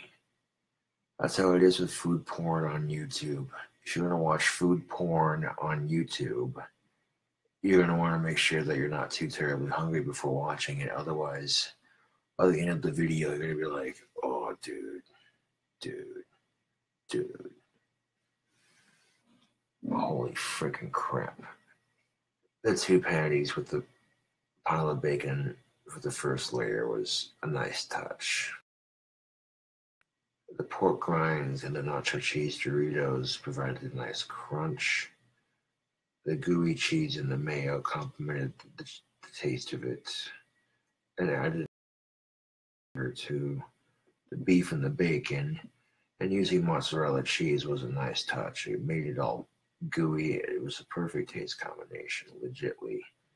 And it also made it super stringy.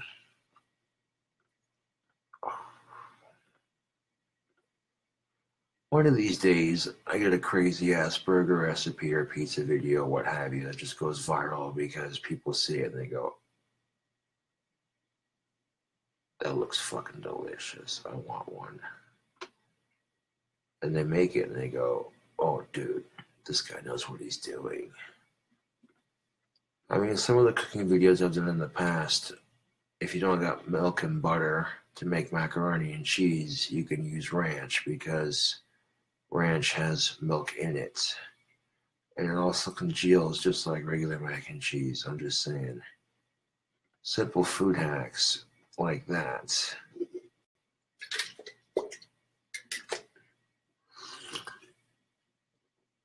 Ooh. Rockstar like me's got to behave myself now. You call drinking excessively and making a greasy ass burger behaving yourself. That's good, clean fun right there. I don't know what the fuck you're talking about. Facebook. Yeah, putting the bottle away after refilling this for the YouTube video was a responsible call on my part because I've definitely got a nice little buzz going. I'm not obnoxiously drunk, mind you, but I got a good buzz going. Of course, that could change if I drink half of this. Going from not being obnoxiously drunk to being content. Oh. Hold on a second. Oh, that's gross.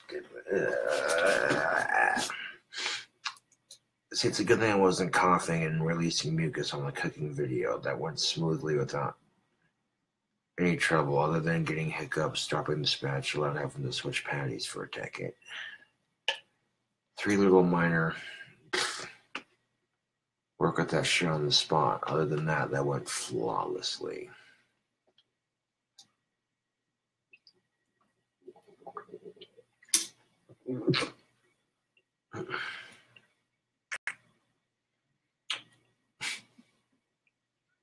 I pulled an archer by doing this.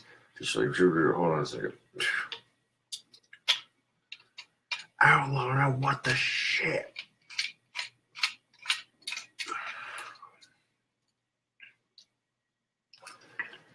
And the same dude who plays Archer plays the voice of Bob's Burgers. It's like, it's a legendary voice actor.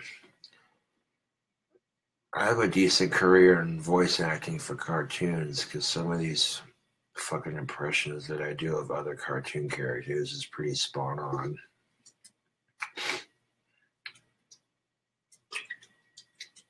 And I can make a decent living doing that. Of course, if I write that story about the gene splice snake, ooh, that shit takes off. You never know. Or the album takes off, or the child takes off. Either way you shape it. Multiple sources of creativity coming at you at once. Something's bound to take.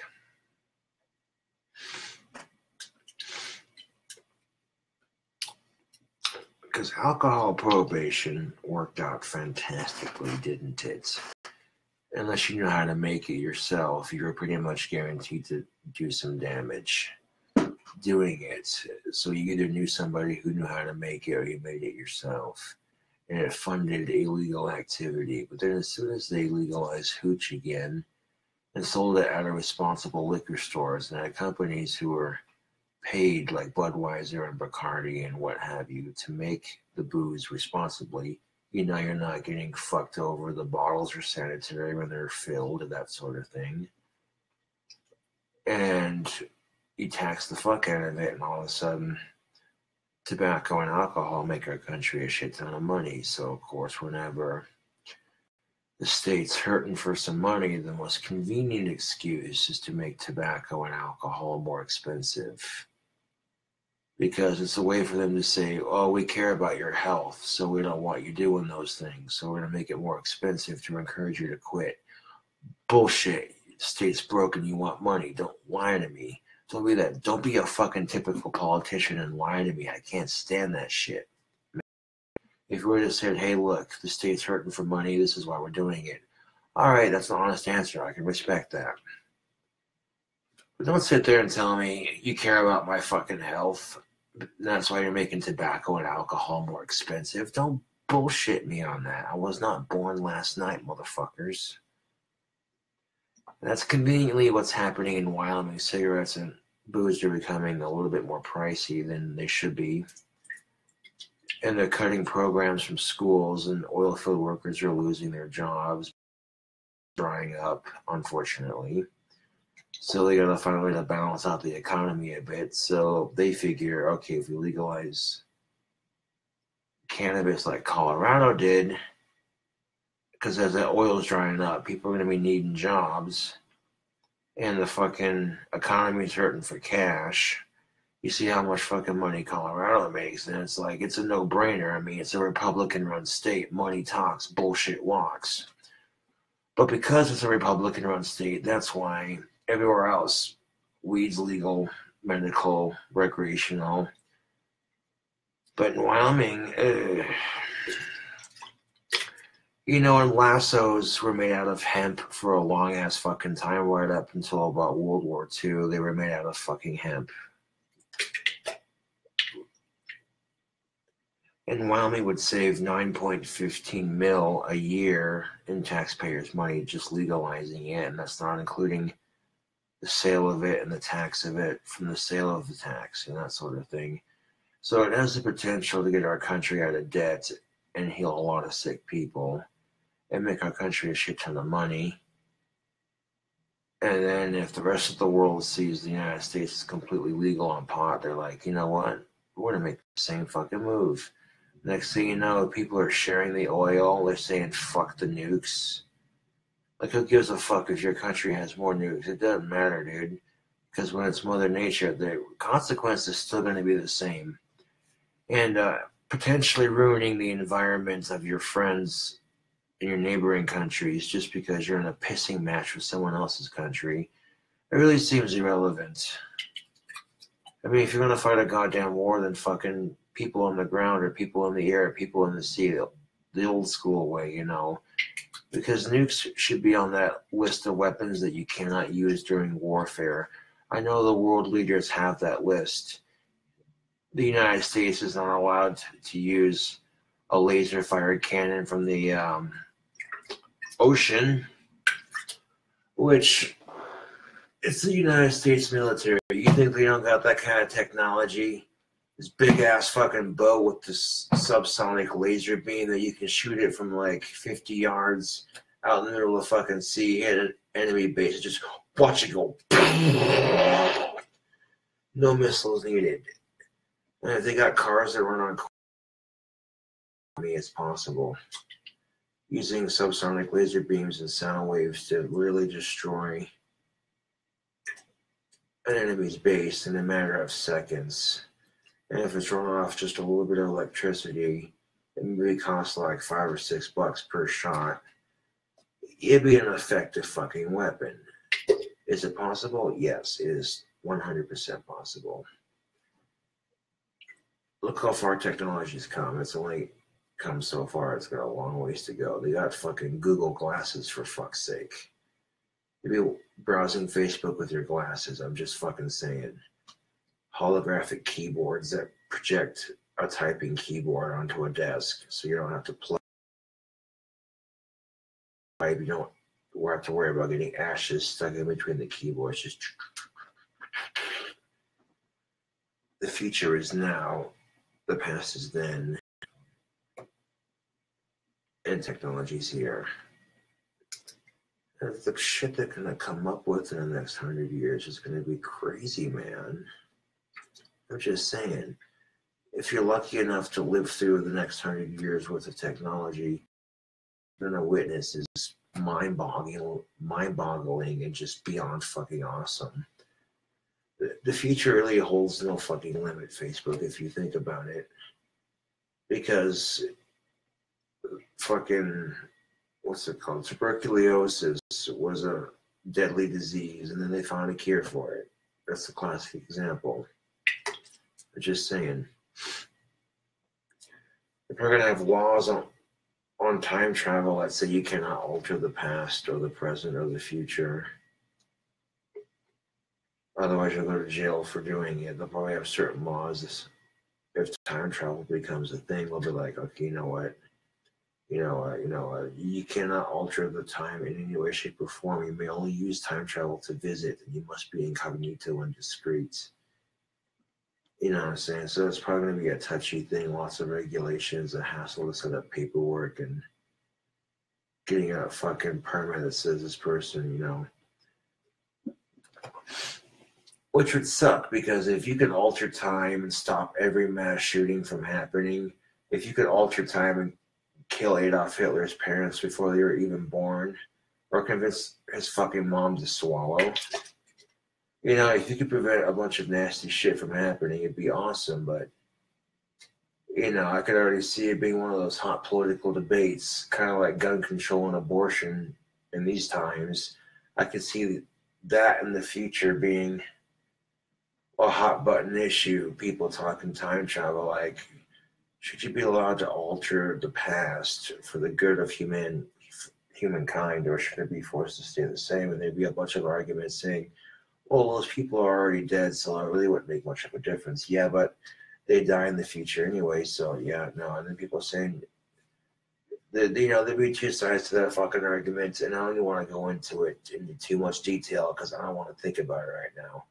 That's too much sci-fi crap for me to be thinking right now, especially after consuming alcohol. But you know what?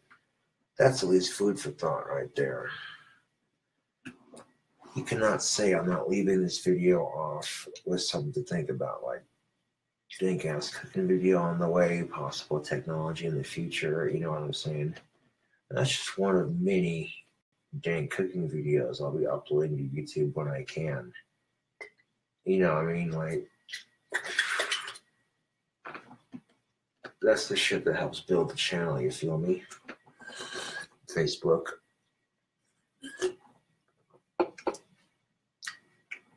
All these fucking haters can kiss my Asperger's. They can lick my Asperger's while I shit out of my Asperger's onto their shit-talking faces.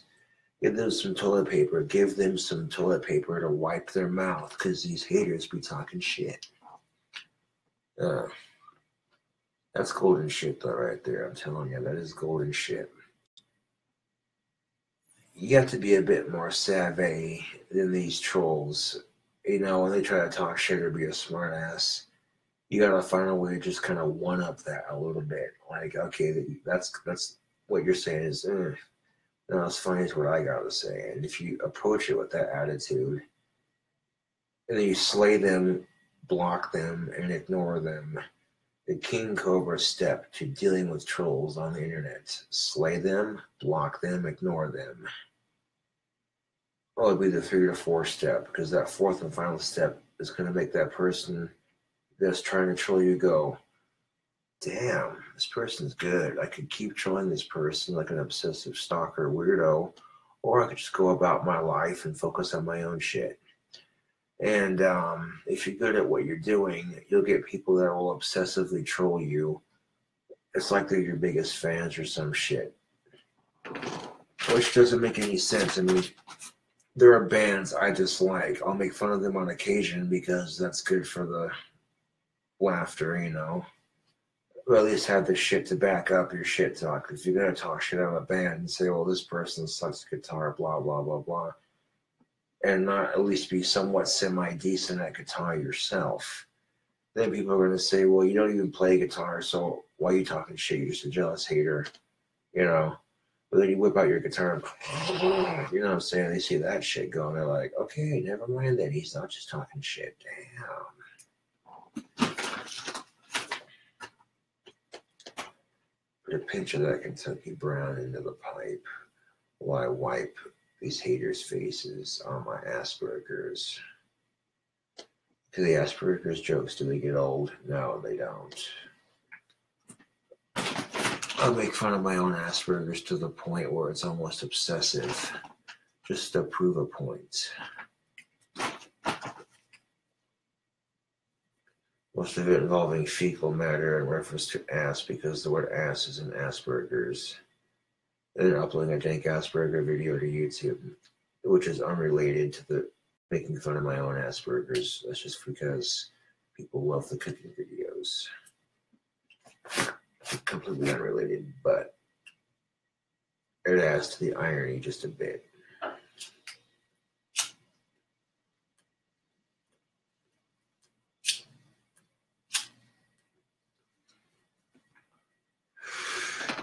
Hey, Facebook, put that in your pipe and smoke it.